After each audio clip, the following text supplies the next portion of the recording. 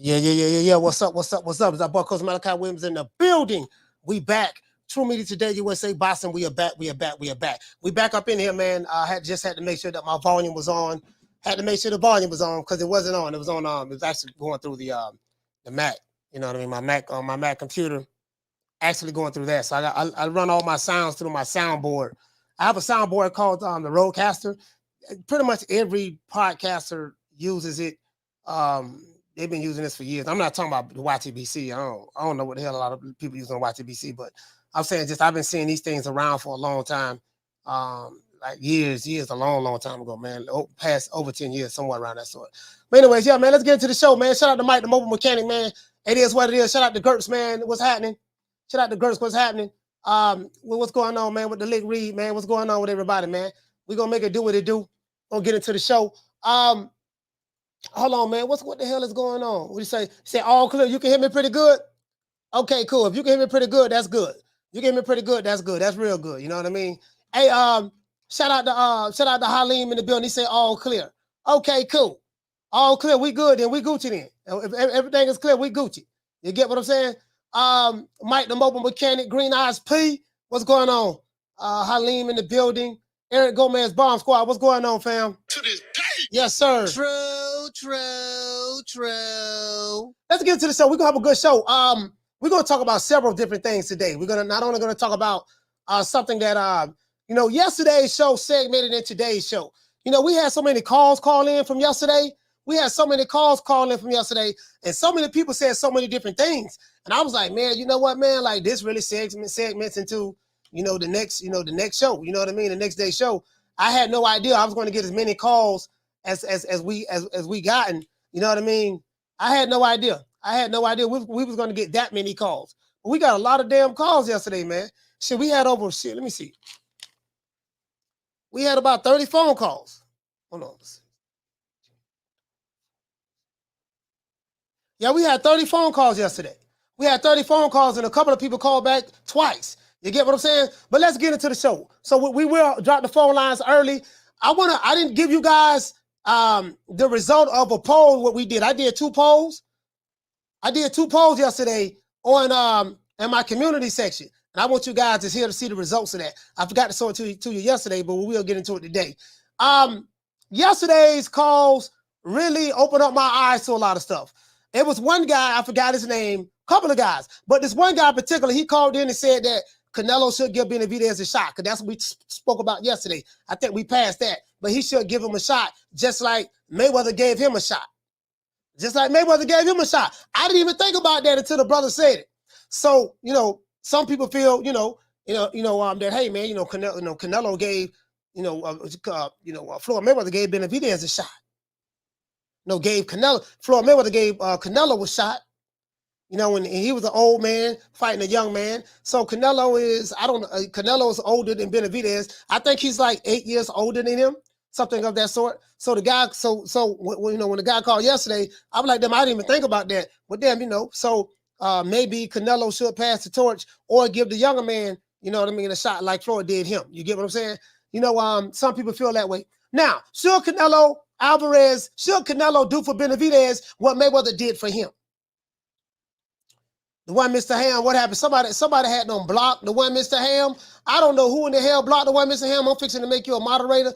I'm gonna have to start taking these wrenches, man. Somebody blocked this man. I don't know who the hell blocked the one Mr. Ham, but you're a mod right now. I'm gonna have to start taking some of these wrenches, man, because it seems like it's the same people who keep doing the same shit. And so I'm gonna have to take these wrenches, some of them. Anyways, but yeah, let's get into the show. Now,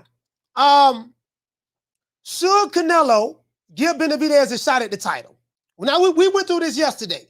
Most people said yes. So we passed that. And I'm going to show you a result of the poll that I did, right? Now, like Floyd Mayweather did for Canelo. I forgot the brother name who called here yesterday, man. It was a brother who called here yesterday and said this. Some would say, I would say that Tank Davis is giving Ryan Garcia a shot at the title by fighting him, but Tank ain't got no belt. You know what I mean? And they're fighting at a 136-pound catch weight. Well, Tank has the Reggie belt at 135, but you get what I'm saying, though. I don't think he even care about that belt. I don't even know why he have it. He should just drop it. You know what I mean? He should just drop it. because they say belts don't matter. I remember Deontay Wilder said the belts don't matter neither. You know, when he was the WBC champ, when they were so-called negotiating with Anthony Joshua to make that fight. But we'll get into that a little later as well. Now, after yesterday's show, a lot of callers expressed how they felt about the Benavidez earning his shot at the title. So today is a continuation of that. One caller in particular even said Canelo should give Benavidez a shot at the title the same way Floyd Mayweather gave a young Canelo Alvarez a shot when he didn't have to. I think Floyd and Canelo fought at the catchweight, so there was no belts on the line. There was no belts on the line from what I remember. Some even say by Floyd giving Canelo a chance on the big stage, that opportunity propelled Canelo's career to the next level. Some would say that. Most likely, you know, Floyd Mayweather fans will most likely say that. I think everybody will be in agreement with that, right? Now, in the post-fight press conference, David Benavidez did say this, and I quote, he said, "It's not like that I'm begging for the Canelo fight. It's something that I've earned." I don't think no one can argue that. He's earned that right? And we've been through that yesterday. Now that Benavidez has beaten Caleb Plant, Benavidez 27-0 with 23 KOs, who defended his WBC interim title against Plant, is now and has been before the Plant fight the WBC mandatory challenger for one of Alvarez's 4 titles. Benavidez also said that he wants to prove himself. And I think every young fighter coming up, they want to prove themselves. Hell, Sugar Ray Leonard, you know, passed the torch, I guess, to terrible Terry Norris. We'll see what Terry Norris did to him. You know, so, you know, they want to prove themselves, right? You know, he's a young fighter. He want to prove himself. And there's nothing wrong with that. You always want to see fighters want the smoke, especially in this era. You always want to see fighters want to fight the top guys. I don't think anyone should have a problem with that, especially if you are the mandatory. You know what I mean? Benavidez also said that he wants to show the world that he is the best at the super middleweight division. He wants to show the world that, right? But the only way for him to do that, he would have to fight the guy who have all of the belts, and that's old Canelo Alvarez. And another thing that someone brought up in the chat yesterday as well, I had to call and check on this because I wasn't sure. But it is said that after this fight, Canelo Alvarez had a 3-fight deal with DAZN. And I've learned that the 3-fight deal, let's see, Canelo fought Dimitri Bivol. Hold on, who did he fight? Who did he fight? Canelo fought Dimitri Bivol. He fought Triple G, and now he's fighting John Ryder. From what I've learned, Canelo had a 3-fight deal with DAZN. So shout out to Food Revolution. Shout out to my sister Lisa Bells. So after this fight, Canelo satisfies the last fight on the 3-fight deal with DAZN. There could also be so I'm like, damn. So I reached out to somebody and asked him, I said, well, damn, man, if Canelo is a free agent after this fight, could it be a possibility that Canelo can land back over there on Showtime? Could Showtime offer Canelo enough money, enough guaranteed money, pretty much like they did last time, and maybe get Canelo to come over there for a fight? You get what I'm saying? More likely the Benavidez fight. I don't know. I don't know what you guys think about that. Will they be able to offer him enough guarantee? And I'm pretty sure Showtime will, because they have never offered any fighter as much guaranteed money as they offer Canelo. No fighter. Spence, Wilder, Tank, no one. Those are the 3 top fighters they have over there. No one was offered any more money than Canelo ever has. And Canelo's not even a PBC fighter. You get what I'm saying? So, but if he's a free agent, could it be a possibility he go back over there and fight? That's a possibility. You know what I mean? If Showtime offers Canelo a big enough guarantee, there is a possibility, guys, that Canelo could land back over there for a fight, maybe 2, depending on how lucrative the offer is. You know what I mean? Do you guys feel that Benavidez is right about, hey, man, he's not begging for the fight, he's earned the fight? And we spoke about this yesterday. Do you guys feel that Canelo should remember what Floyd Mayweather did for him early on in his young career? that propelled them to the superstar that he is today. Some people will argue that differently. You get what I'm saying? But we'll see. We'll see. Shout out to Harleen. What did say, fam? You say if the money's right, why not? Yeah. No, see, I didn't even think about that. Somebody said that in the chat yesterday that Canelo's on a 3-fight deal and this is his last fight on that deal. Someone said that yesterday, and I didn't even think about it. I didn't even think about that. You get what I'm saying? So I'm like, you know what, man? I don't know. I don't know. You know what I mean? I didn't think about that. That's so, you know, and you know, and Canelo is a prize fighter, and I'm pretty sure he's going to go anywhere where the money is at. So if Showtime can pay him a boatload of money, I think he'll come over there and fight. Shout out to my man G Funky in the building. Shout out to G Funky in the building. Salute, fam. I want to show you guys something. Now, this is what I forgot to show you yesterday, but let me go ahead and do this though. Let me show you this. Let me go ahead and do this. Share the screen because I forgot to show you guys this yesterday. Yesterday, this was the result of a poll we did yesterday. We did a poll yesterday, and this was the result of it. Now, yesterday we asked the question, because there was a few Canelo fans that felt that Benavidez still has, has to do more. He hasn't earned the right. So, what I did was we did a poll. And one of the poll was, did Ryder get robbed versus Chris Colbert yesterday, or did Chris Colbert win the fight? And 78% of the people who voted in this poll, you see there's 588 votes, 78% of the people said that Ryder got robbed. So out of 588 people, 78% of the people who participated in this poll said Ryder got robbed. Okay? Now, in this particular poll, 573 people participated. So, so no, don't nobody block Eric Gomez. I don't know what's going on. What did he say? He said something. I don't know what he said. Anyway, so he said, should Canelo defend his WBC title? Now, this is the question. Should Canelo defend his WBC title against David Benavidez, or should he avoid him? Now, 573 people participated in this poll, guys. 6% said that Canelo should avoid David Benavidez. 94% say that Canelo should defend his titles against David Benavidez. So now, check this out. As you can see, 573 people participated in this poll. So 94% say no, he should fight him. And there's a lot of the comments down here. Always like to look at the comments. And here, and the reason why the comments are very important, because it tells you the thinking of the people who are making the votes. It tells you what the people are thinking. You get what I'm saying? So that's what's so important about doing the poll, because you don't get it, there's no bias from the person who's running the channel and stuff like that. Shout out to Drew. Hey, okay. Dropping that half for bam, dub on your boy. What's going on, Drew? Hey, Leroy. Super chat received.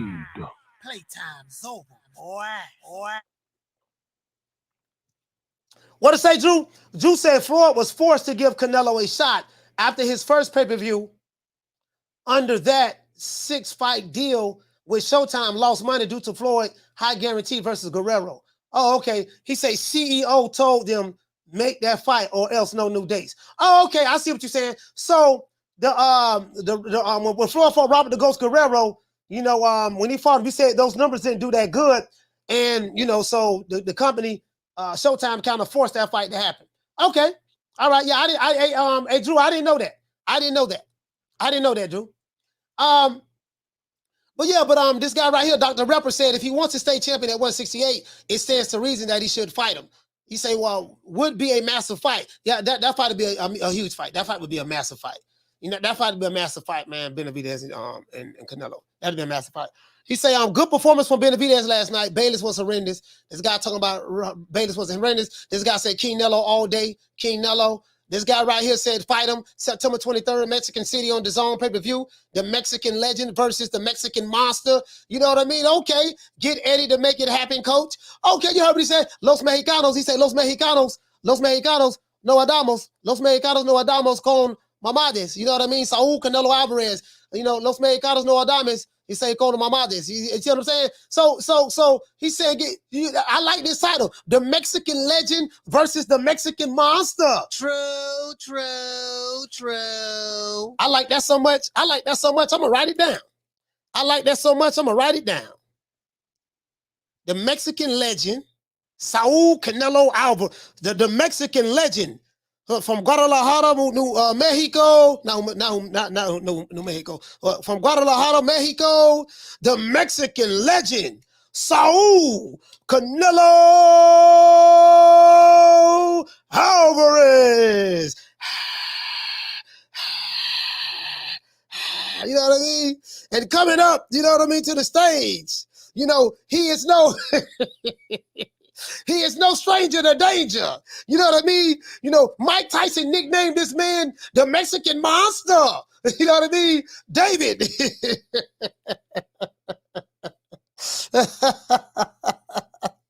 David, the Mexican monster, Benavidez. True.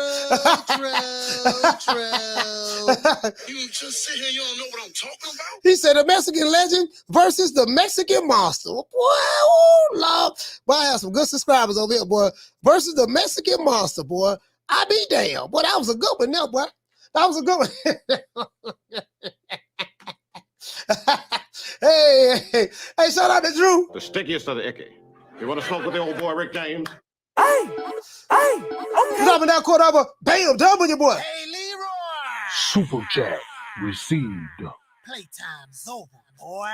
He said, from our mutual inside sources, do you think the TV network politics will hurt Benavidez versus Canelo, a fight getting made? You know what, Drew? That is a good that's a good question. Now, Drew, what I didn't know was this. This is what I didn't know. I didn't know that Canelo, this is his last deal. This is his last fight under the zone deal. So after this fight, he's a free agent. There's a good chance that the networks may not even play a role in this, if that's the case.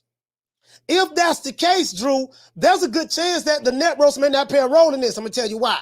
Because what if Showtime offers Canelo a deal that he can't refuse? You know what I mean? If he's a free agent, I'm pretty sure Canelo's just going to go to the highest bidder. You know what I mean? Now, if Canelo is under contract, I totally agree with you 1,000%. But I don't know. I don't know. I don't know if if this is his last deal under that last fight under that deal. You know what I mean? This guy right here said Canelo can't avoid Benavidez. He has to fight him next. This guy right here, Gert, said that he said they're going to say David has to fight Bivol first, then Canelo. You know what? He was damn near right about that. The president of the WBA said that he made a suggestion that David Benavidez fight David Morrell and Andrade, a couple of more other people, and before he fights Canelo. That's what the guy. Some people say that the president of the WBA is in the Canelo Witness Protection Program. That's what this one guy said. I don't even know why. The sanctioned body even say something like that. You get what I'm saying? I don't know. He said, shout out to Aaron Munoz. He said he's not avoiding him to begin with, courtesy of Benavidez. This guy right here said he should stay at 168. Fight Benavidez would be a massive fight. So they say this is a winnable fight for Canelo. Yeah, you know what? A lot of fans now saw that fight. They're like, man, this is a winnable fight for Canelo, man. Canelo can do some wonders with this guy. So Drew broke that down about why Floyd fought Canelo. But the guy who called, man, I forgot who called it yesterday, man. We had 30 calls yesterday, bro. It was somebody said in the chat, bro, that he should, somebody who called said that he should, Canelo should give Benavidez a chance like Floyd gave him a chance. I didn't even, you know what I mean? I didn't even think about that. I didn't even think about that. Shout out to G-Funk. He said PBC should have no problem letting Benavidez go to the zone or the PBC is in financial trouble. Yeah, you know what? Yeah, the PBC has to, they're depending on Showtime. So if Showtime, it just depends who can put up the most money for Canelo. He's going to be a free agent. What did it say? You say, Coach, do you really think Showtime is gonna go broke? Is gonna break the bank again for Canelo? I don't know. I don't know, fam. I don't know. He said, wasn't the 3-fight deal offered before higher than the one from the zone? No, I'm not talking about the PBC marquee. I'm talking about Canelo had a 3-fight deal, has a 3-fight deal with the zone. So from what I'm hearing, this is John Ryder is the last fight under that deal. If that's the last fight under the deal, he will become a free agent. If he's a free agent and Canelo is a prize fighter, I'm saying, is it a possibility that, okay, the zone can come in the back door and offer him more money to fight on their network versus, what the zone is offering? If that's the case, do you guys think, Canelo will take that deal and fight? Oh, let me drop the phone line. Sorry about that. Let me drop the phone lines, guys. Sorry about that. Shout out to Jamie Vasquez. Hey, okay. For dropping that quote of a bam dub on your boy. Hey, Leroy. Super chat received. Playtime's over, boy. He said Eddie might tie Canelo to another contract since he wants Bivol next. He said Eddie also wants to throw Berlanga to Canelo. So who knows what could happen next? Yeah, you're right about that. Phone lines open, man. As a matter of fact, before we open up the phone lines, we've been 20 minutes into this show, and I've been so disrespectful. I've been so disrespectful because we don't like to do these shows without thanking our Lord and Savior, Mr. Al Heyman. Well, I guess I gotta be like everybody else and saying Al Heyman. I can quit my job now, baby. 6 figures, baby. You feel me? I'm about to But a name. Do you have a name? Oh, nah, I ain't got no name, Name them names, man. They know who they is. Name them names, please. The names need to be named. They know who they is. The Mexican monster. Also, if you are a hater of the show and you just can't stand Coach Malachi Williams' guts, I just want to let you guys know that, I have a friend of mine named Riley. He used to star in this show called The Boondocks. Beautiful young lady who did Riley's voiceover, Miss Regina King. And over here at True Media Today, USA Boxing, Coach Malachi Williams, we really don't care nothing about the ops. We do everything in our power to run the ops off the block. If I said something that pissed you off yesterday, I'm pretty sure that I would say something that would piss you off even more today. Riley, get him. Fuck you. Fuck the plane you flew in on. Fuck them shoes. Fuck the socks with the bell on it. Fuck them cheap-ass cigars. Fuck your yuck mouth teeth. Fuck your hairpiece. Fuck your chocolate. Fuck Guy Ritchie. Fuck Prince William. Fuck the Queen. This is America. My president is black and my Lambo is blue, nigga. Now get the fuck out my hotel room. And if I see you in the street, I'm slapping the shit out of you. We gotta get them likes up. What we got? God damn, we got 250 people in here and less than 100 likes. Hold on, man. Hey, as a matter of fact, y'all ain't hit the like button. Matter of fact, I'm gonna hit y'all with Riley again. Anybody that don't hit the like button, god damn it, this how I feel. Fuck you. Fuck the plane you flew in on. Fuck them shoes. Fuck the socks with the bell on it. Fuck them cheap-ass cigars. Fuck your yuck mouth teeth. Fuck your hairpiece. Fuck your chocolate. Fuck Guy Ritchie. Fuck Prince William. Fuck the Queen. This is America. My president is black and my Lambo is blue, nigga. Now get the fuck out my hotel room. And if I see you in the street, I'm slapping the shit out of you. That's 2 Rileys. Had to hit you back to back with a Riley. Bye bye. I'm finna open the phone lines. We gotta get them likes up. God damn it. We gotta get them likes up. God damn it. Hey, get what? You already know. The stickiest of the icky. You want to smoke with the old boy Rick James? Phone lines over, man. 530-494-9636. I got something else to show you guys too. We're gonna talk about this. As a matter of fact, Robert Garcia. I don't know if you guys heard, but Robert Garcia, and that's last time I checked, Robert Garcia is Mexican. Robert Garcia, I hope that he's Mexican enough for you guys. I know some of you guys say that David Benavidez is not Mexican. He's part Mexican, part Ecuadorian, and he's part Dominican. Okay, that's fair. He's part Mexican, part Ecuadorian, and part Dominican. That's fair. You know what I mean? So it is what it is. But Robert Garcia is full-fledged Mexican. Last time I checked. Shout out to Drew. The stickiest of the icky. You want to smoke with the old boy Rick James? Hey, okay. Dropping that quote of a bam dub on your boy. Hey, Leroy. Super chat received. Playtime's over, boy. Hey, shout out to Drew. He said we have to acknowledge that since the plant fight for Canelo, that showtime was consolidated and the budget has been cut. And Espinosa ain't the boss. You know what, Drew? See, that's why I like having Drew on the show. See how Drew be reminding us of these little tidbits? He said we have to acknowledge that since the plant fight, for Canelo, that showtime was consolidated by their parent company, Paramount, and the budget has been cut tremendously. And Espinosa is not the boss anymore. Now, you know what, man? Drew made a valid point. I'm so glad he brought that up. You know what I mean? Because I totally forgot all about that play, boy. Down from the bar, there's a platform stage. People pimping, sharp as razor blades.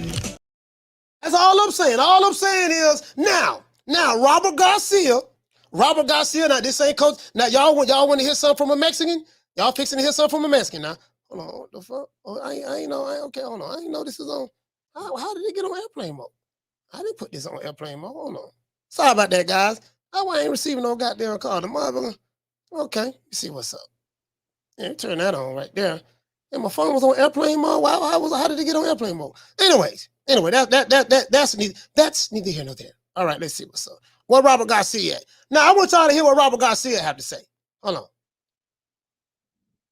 He's not gonna fight. He's not gonna fight Benavidez. He might.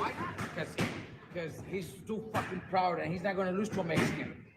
He's not gonna lose to a Mexican. He'd rather lose to a Russian. He'd rather lose to somebody else. But he's not gonna lose to a Mexican. He's gonna beat the. All right, so this is, y'all know who this is. Y'all know the voice is. So, that's he was on suck a nigga nutsack. He was on that show and he was being interviewed, and this is what Robert Garcia said. He's not gonna fight. He's not gonna fight Benavidez. He might.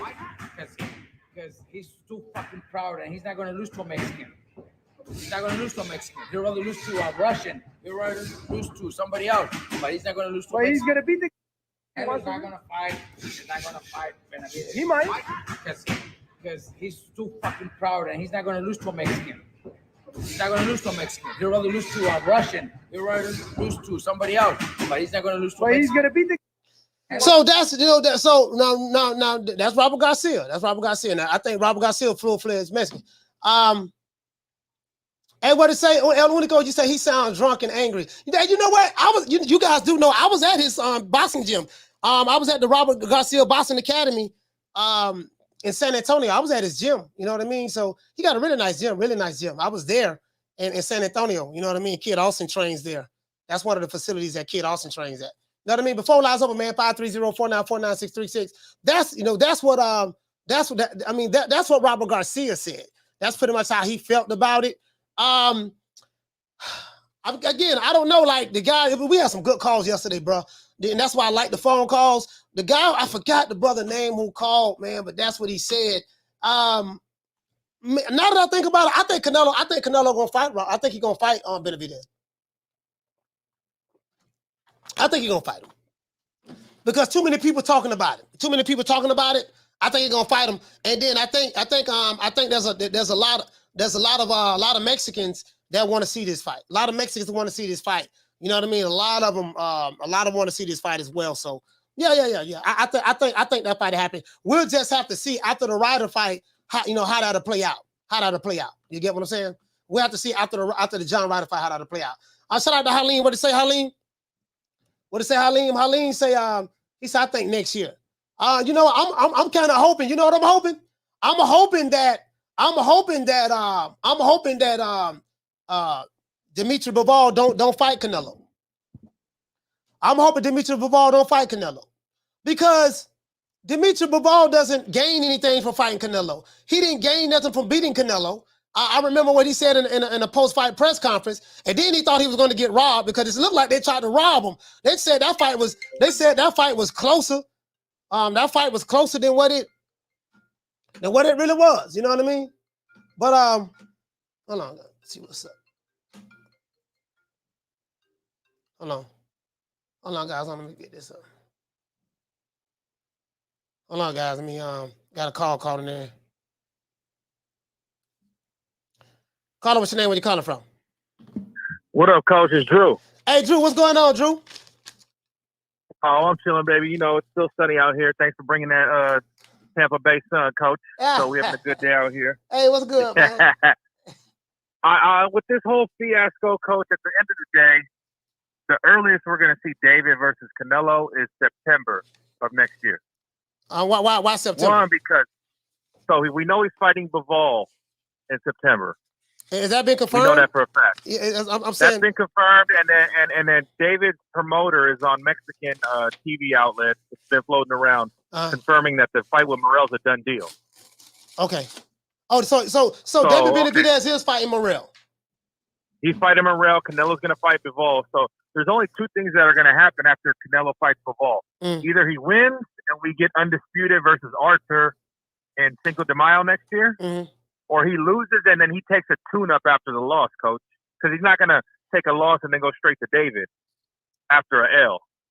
You don't, but you don't think so? Even with I don't know. You don't think so? Because Canelo can, David Benavidez, like a lot of people said, he had a lot of defensive flaws. So he, that might be the. But Canelo's MO after taking L's, he usually takes a soft touch. Okay. You know what I'm saying? So and then the earliest WBC could order it is at their convention in October, because David is the #1 contender. He hasn't been ordered as the mandatory yet. He said, they haven't ordered. He said he's been that. Well, that's what he said. Again, you're right about that. I haven't seen him ordered, and that post-fight press conference, after he beat Plant, he said that he's been the mandatory for the past 2 fights. Now, I don't know what he meant by that, but from what you're saying, it hasn't been ordered. So if it hasn't been ordered, then how can he say he's the mandatory for the past 2 fights? I don't know. Yeah, he's the #1. He is by default, but until Mauricio Suleiman orders it at the convention in October, he's not the mandatory. Secondly, Coach, I forgot all about that. At the convention, how Mauricio does all the orderings of the mandatory. Oh, damn! Like they did last. Remember they did last year. That's how they ordered Thurman versus Spence last year. Oh man, I forgot all about that. So the convention is where they order where they do all of the where they either order the mandatory or the managers and promoters go to petition for a mandatory shot. Like when Reynoso went to go do for Makabu, remember he did it at the convention.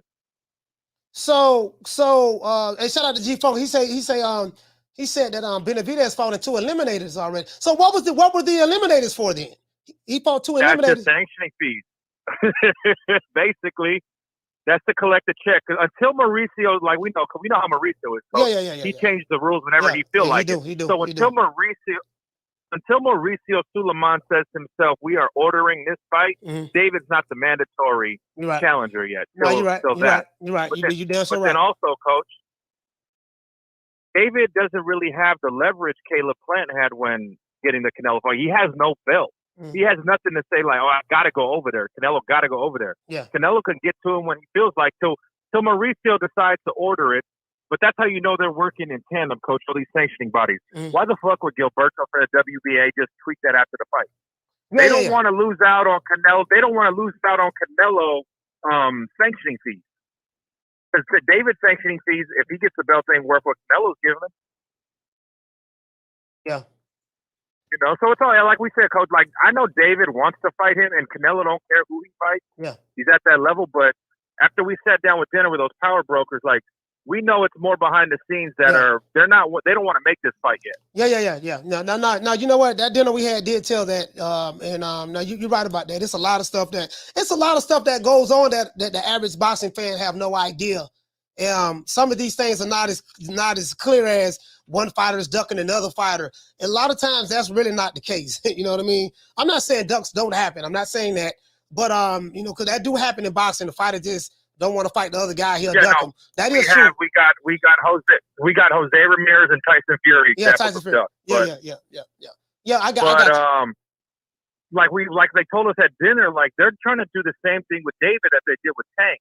Cloud chase off the names and just have him on his own little island. David wants to fight. It's the guys in the back that want to use Canelo's name for another 3-4 fights to get David a viable B-side on pay-per-view, and I get it, but the fans aren't privy to this information. You know what I'm saying?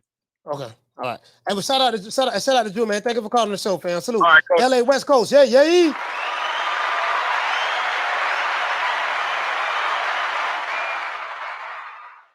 Hey, hold on. Hey, man, wait a minute, man. Hey, you know what? I forgot all about the convention. So the convention. So let me ask you guys a question. I was under the impression that the sanctioning body can mandate, you know, a fight whenever. I didn't realize that. So they have to do it. They have to do it at the convention. They have to do it at the convention. What you say? What you say, Sonny Chief? But you said Ryder ain't no mando either. Ryder's not a mandatory. Are you sure about that? Wait a minute. Is John Ryder not a mandatory? Shout out to Bruce Gas.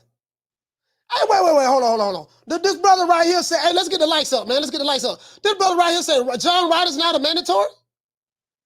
Well, hey, we got over 300 people here, less than 200 likes, man. We need 60 more likes. See this shit right here, man. I was talking to Joe Goosen. I will be dropping that interview of Joe Goosen this week. Y'all give me between tomorrow and Friday. I'm gonna be dropping that interview. You know, this is crazy. You know what Joe talked about? We spoke about, guys. Y'all check this out. I want y'all to hear me. Shout out to Two-Tone the Superstar, my dog. And I say that respectfully. Two-Tone. hey, y'all know I like Tone. That's my motherfucking nigga down there. Hey, Tone, he crazy now. I don't agree with everything Tone say, but the dude is funny, bro. As a matter of fact, let's watch. I want to watch one of Tone videos.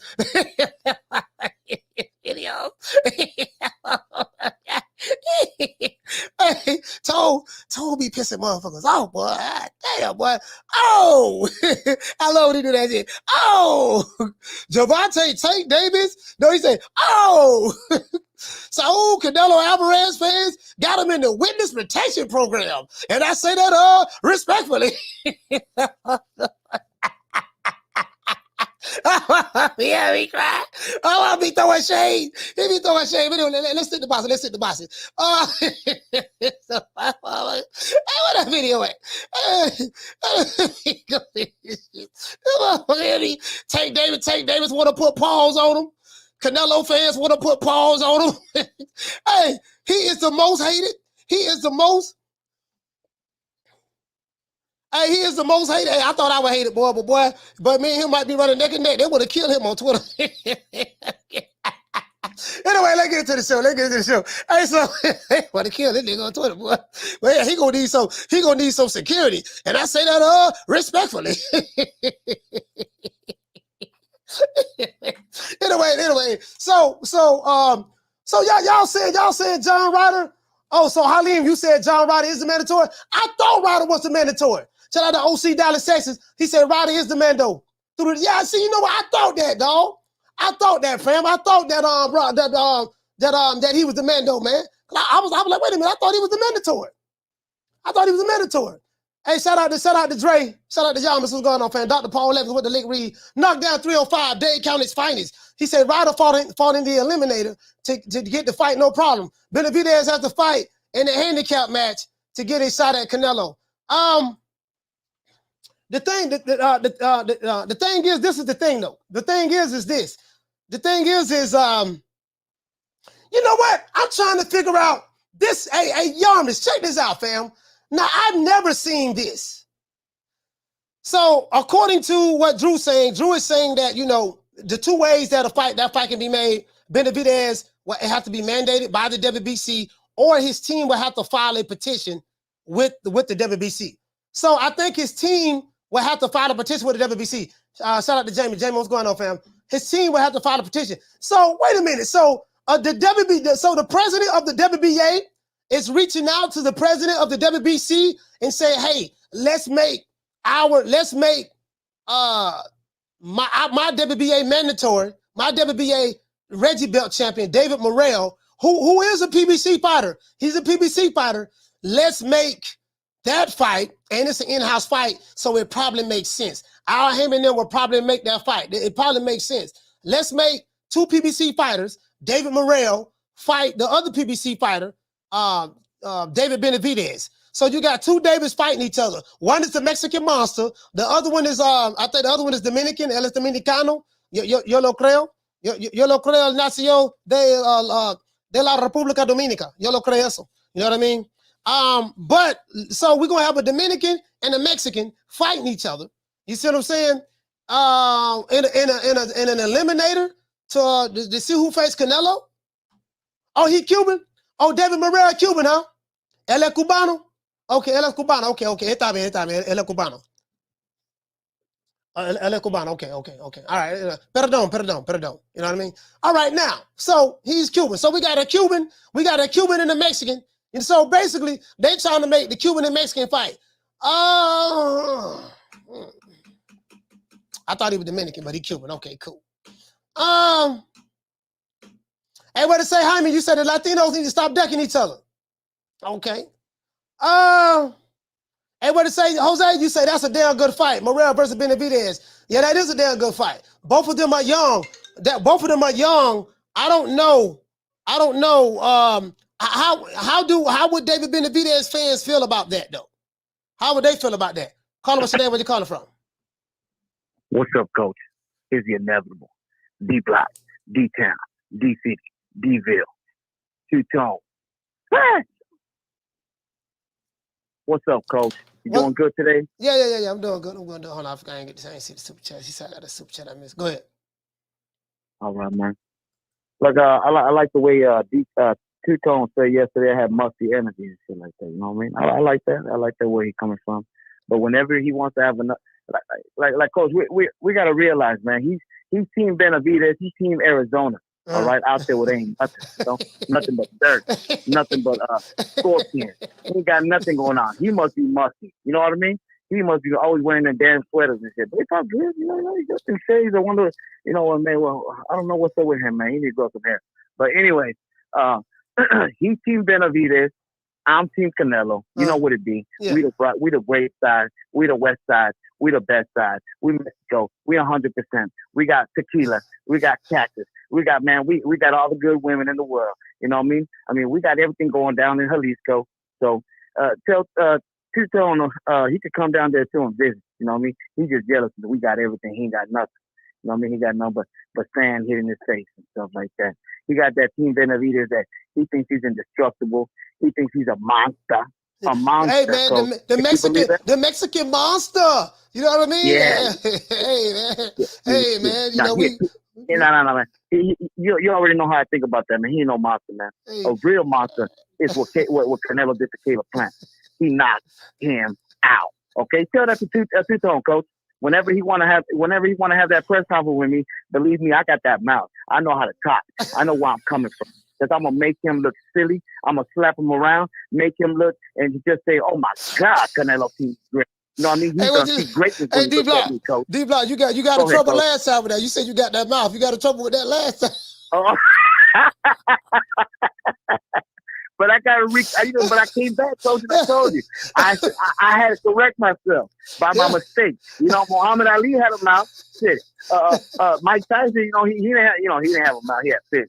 You know, but we all back up our words, coach. You know what it is, man. I know how to run this joint, coach. You know that is, man. So tell Two-Tone, whenever he wants, I can go on his show and we can go one-on-one. And believe me, I'll make him look silly, coach. You already know D-Block don't play around. I've got Tim's on, already Tim. I got Tim right there in the community. He looking bad, with his boy Charlo. You know what I mean? And we got Youngin, Casino. I never heard from him again, coach. Oh. That tell me he never wanted to have a press conference. You know what I mean? So when you come at D-Block, come with facts, because I come with facts with hate. Facts! Okay? So that's all I got to say. Canelo will beat down Benavidez in 10. D-Block. D-Town, D-City, D-Ville, Boston, Hey, man, I just, he said, I ain't gonna repeat it, but shout out to Drew. Hey, okay. Dropping that quote over, bam, dub on your boy. Hey, Leroy. Super chat received. Playtime's over, boy. He said, love Two-Tone, but all that musty dunk energy coming from Arizona and Ecuador. Hey, shout out to Drew. Hey, okay. Hey, for dropping that quote over, bam, dub on your boy. Hey, Leroy. Super chat received. Playtime's over, boy. He said Triple G had to wait years longer, and David, he said, and David Benavidez fans want him to get his shot at their time after David's first big fight, beating Canelo's leftovers. Hey, that's what I want to talk about too. Down from the bar, there's a platform stage. People pimping, sharp as razor blades. Interesting you said that. You said David Benavidez fought Canelo's leftovers. Are you of the opinion that any fighter that fights a fighter that's not undefeated, if he beat him, he shouldn't get credit because he's fighting another fighter's leftovers? The reason why I'm asking that question is because me and somebody was having a discussion on that one day. Cause we hear this all the time. Hey, shout out to Ron J. Ron J, what's going on, fam? You hear fighters like, yeah, man, hey, man, he ain't fought nobody. He fought my leftover. You heard? I heard. I heard Jay like I told to tell Ron Jones that. He said, Roy ain't doing nothing. Roy fight my leftovers. So my question is, let's say if someone like a Benavidez or even a Canelo, if Canelo fights a fighter, hey, G Funky, let me ask you a question. Hey, G Funky, let me ask you a question. If Canelo fights a fighter that doesn't have an undefeated record, a fighter that have losses already, should he get credit? They said, well, he ain't beat nobody. He beat the next man leftovers. You get what I'm saying? Very similar to what Drew is saying about Benavidez. He's saying that Benavidez is beat Canelo's leftovers.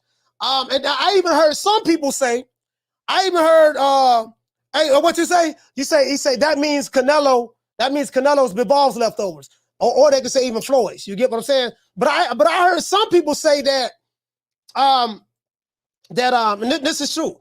When Benavidez beat Caleb Plant, he struggled with Caleb Plant. Caleb Plant is a C+ fighter. So I heard that Caleb Plant is a C+ fighter. Just from people in it, like on Twitter and in chats and stuff like that, but definitely on Twitter. So my question is, if Benavidez doesn't get credit for beating Plant, because okay, he didn't knock him out like Canelo, and he's a C+ fighter. My question is, when did he become a C+ fighter? Was he a C+ fighter when Canelo beat him? Or was he a C+ fighter after Canelo? That's another question. That's another question. If you believe that, and I'm not moving the goalposts, I'm saying people, like, my thing is, just like Drew said, okay, he's beating Canelo's leftovers. So Caleb Plant was leftovers. So that would diminish the victory. You ain't doing nothing but beat Canelo's leftovers. You couldn't even knock him out. So if he beat leftovers, where do you rank the leftovers? You get what I'm trying to say, Fee? Like, where do you rank the leftovers?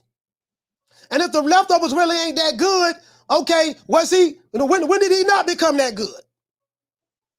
You get what I'm saying? You get what I'm trying to say? Cause this shit confusing to me. I ain't gonna lie, this shit. This shit. You get what I'm saying? Caller, what's your name? Where you calling from? Code, what's going on? It's Casino Like Press. Man, Casino Like Press, talk to me, fam. Man, I just tuned in, man. I heard some crazy stuff, man. As soon as I get on, they talking about leftovers, man. So if Caleb Plant is Canelo leftovers, then that means Canelo is Mayweather and Bivol leftovers then. That's what I'm asking. I'm trying to, that don't make no sense. So that don't make no sense. Hey, I'm asking. I'm trying to, Yeah, that's all I had to say, man. They got to quit that, man. But I just wanted to holler at you say that, man, because as soon as I got on, I heard that. Hey, but, man, appreciate the show, man. Yeah, hey, man, shout out to my brother Casino Life Prayer. No, I wasn't talking to you. Shout out to Casino Life Prayer. Salute, fam.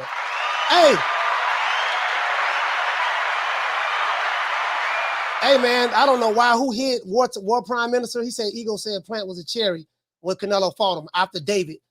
Caleb is a great fighter. Whoever hit this guy's comment, don't hide his comment. He didn't say nothing.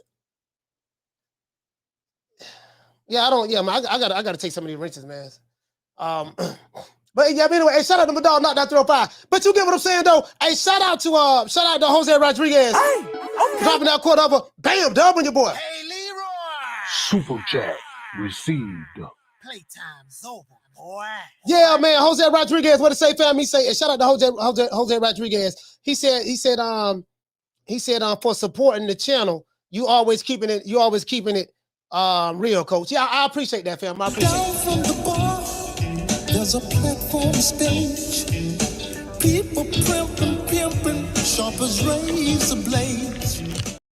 Hey, what you say, Fee? Fee said, they said the same shit about Porter with Crawford falling. Hey, that is true. True.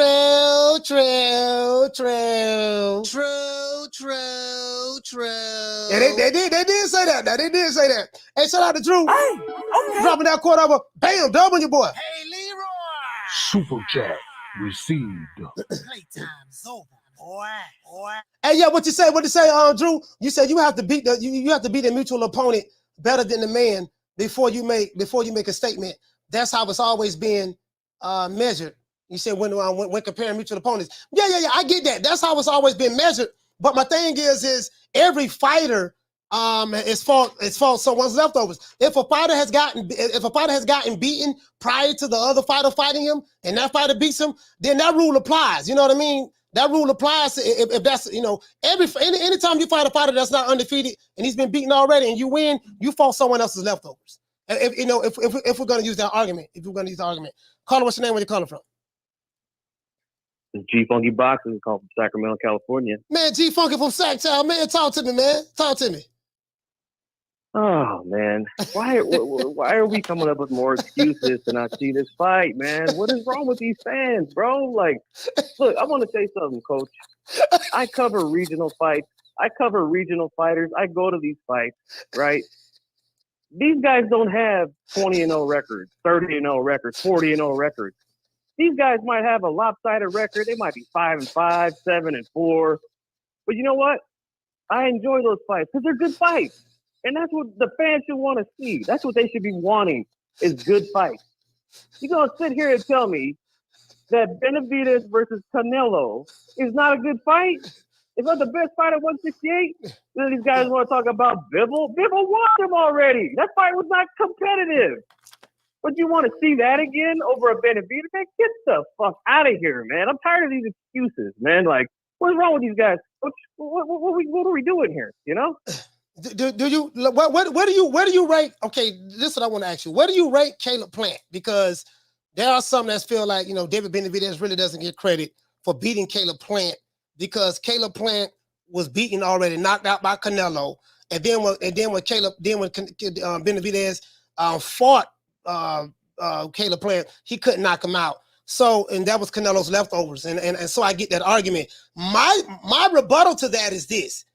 Okay, if we're going to use the leftover argument, and I do get what Drew is saying. He's saying you got to beat the guy worse and whatever. My point is, anytime a fighter has a loss, and that means every fighter that Canelo fought that had a loss, he really don't get credit for that because he fought someone else's leftovers. Basically. Right. Basically. You get what I'm saying? Any fighter that Floyd Mayweather have fought, if that fighter was not undefeated, he don't get credit for that because he fought somebody leftovers. Any fighter that Tank Davis fought, or Anthony Joshua, or Tyson Fury, or Alexander Usyk, or just any fighter, Chocolatito, Ben Rodriguez, any fighter that you fought that has been beaten already, that's somebody else's leftovers. Yep. So the leftover argument is just a way to wiggle out of shit, Coach, and to keep agendas rolling. Like, I'm the type of fan, I don't care what these guys' records are, however, how many they lost, whatever. If it's a good matchup and we know it's going to be a competitive fight and a good, entertaining fight, we should be excited and wanting it, man. There should be no more damn excuses, no more roadblocks, man. Like, and not to mention, these are the same guys before Benavidez fought Caleb Plant last Saturday night. We're saying, well, these guys need to fight each other. Well, is that not what he just did? Yeah. Like, yeah. Give me a break, man. Yeah. But Drew did say that a lot of those, like the Benavidez, we might see that Benavidez and David Morrell fight. And the more I think about it, that's a strong possibility next because that's fine. That's fine. Yeah, that's a good fight because both guys are PBC fighters. Mm-hmm. Both guys are PBC fighters, and if Canelo were to go ahead and fight Dimitri Bivol in September, I don't advise David Benavidez or David Morrell to sit around and wait because inactivity is a killer to a fighter's career. Inactivity, so they shouldn't sit around and wait. And we know how the sanctioning bodies work, So more than likely, Benavidez won't be fighting Canelo next. He's going to have to fight somebody, and David Morrell is going to have to fight somebody. So, why not fight each other or fight Demetrius Andrade or whatever? Why not fight each other if that's what they're pushing? Now, I don't know if Benavidez will want to fight Morrell or vice versa because that's going to be a tough fight for both fighters because both of them are young. Yep. That's going to be some punishment both fighters going to take. You get what I'm saying? Yeah, and it's a good fight, man. And look, if they make it, look, I'm fine with it. I don't have a problem making fights because at the end of the day, I don't care if these guys finish their career undefeated or not. Like I said, I want competitive matchups, but here's the problem that I see that's going to happen. Let's just switch roles because, again, these guys are saying, well, they all need to fight each other, right? Well, let's just switch it around. What if Benavidez fought Morrell Saturday night and beat him? Hypothetically, he beat him the way that he beat Plant. These guys would be saying he fought a guy that's green. He fought a guy that doesn't have more than 10 fights. He's inexperienced. Like, the excuses will never end, man. Like, just ask. We want the best fight, and it's the best fight at 168 right now. Like, I don't understand it, man. Like, do you want to see good fights or not? Do you want this sport to be healthy or not? It's a big mega fight, man. Forget Ryan and Tank. That's a social media fight, man. Forget Fury and Paul. Those are, I mean, come on, man. Let's get the real matchup. Let's do this, you know? Yeah, man. Yeah, I hear your frustration, G-Funky, man. I feel you, man. For real, though, man. Yeah, the fans just, I don't know, man. We're dealing with a new type of fan these days, Coach. In the 90s, when guys fought common opponents, usually they fight each other next because there was build-up for it. And that's what we got here, but we're still putting up roadblocks, man. Unbelievable. All right, shout out to G-Funky, man. Salute to you, fam. Thank you for calling the show, fam. Salute. Appreciate your time, Coach. Thank you. Stand up. Hey, man, we got to get the lights up. We got to get the lights up, man. We need 50 more likes. But you guys get what I'm saying, though, about the leftover argument. Yeah, I'm going to tell you something. The reason why, now, of course, I was joking yesterday about John Ryder and Canelo. John Ryder is a good fighter. I still have Canelo stopping him about the 5th, 6th round. I think Canelo's going to be amped up fighting in Mexico for the first time in years. And John Ryder, people say he beat Daniel Jacobs. I saw that fight. I saw that fight, man. That was a controversial win. I thought Daniel Jacobs won that fight. It went 12 rounds. Old Daniel Jacobs. You know, I didn't see nothing in that fight to make me think John Ryder is a killer. I'm just being honest with you. So, you know, but I saw that Daniel Jacobs fight. I thought Daniel Jacobs won that fight, to be honest with you. But I didn't feel sorry for him because I felt like Gabe Rosado beat Daniel Jacobs the fight before that, and Gabe got robbed. So, you know, I didn't feel sorry for him. But yeah, but I got Canelo stopping him in 5-6. I still do. I don't give a damn. I just don't see it. Shout out to Drew. Hey, okay. I'm dropping that quarter of a bam dub on your boy. Hey, Leroy. Super chat received. Playtime's over, boy. What did you say, Drew? You said, I want to see Canelo versus David, but I know damn well from insiders and work behind the scenes that fight is not next. He said fans don't understand it. Yeah, no, you're right. That fight isn't next. And you know the crazy part about it, Drew? David Benavidez know that fight's not next neither. David Benavidez know that he's not going to fight Canelo next. He know that. He know that. Shout out to Drew. Hey, okay. Dropping that quarter of a bam dub on your boy. Hey, Leroy. Super chat received. Playtime's over, boy. Hey, what to say, Drew? You say SP it's okay for Spence to clean up his side of the street before Crawford, but we can't give David that same energy. Hey, you know what though? Hey, you know what? Hey, Drew, that's a good one. That's a good counter. Hey, this is a good boxing match right here, boy. Hey, this is a good boxing match.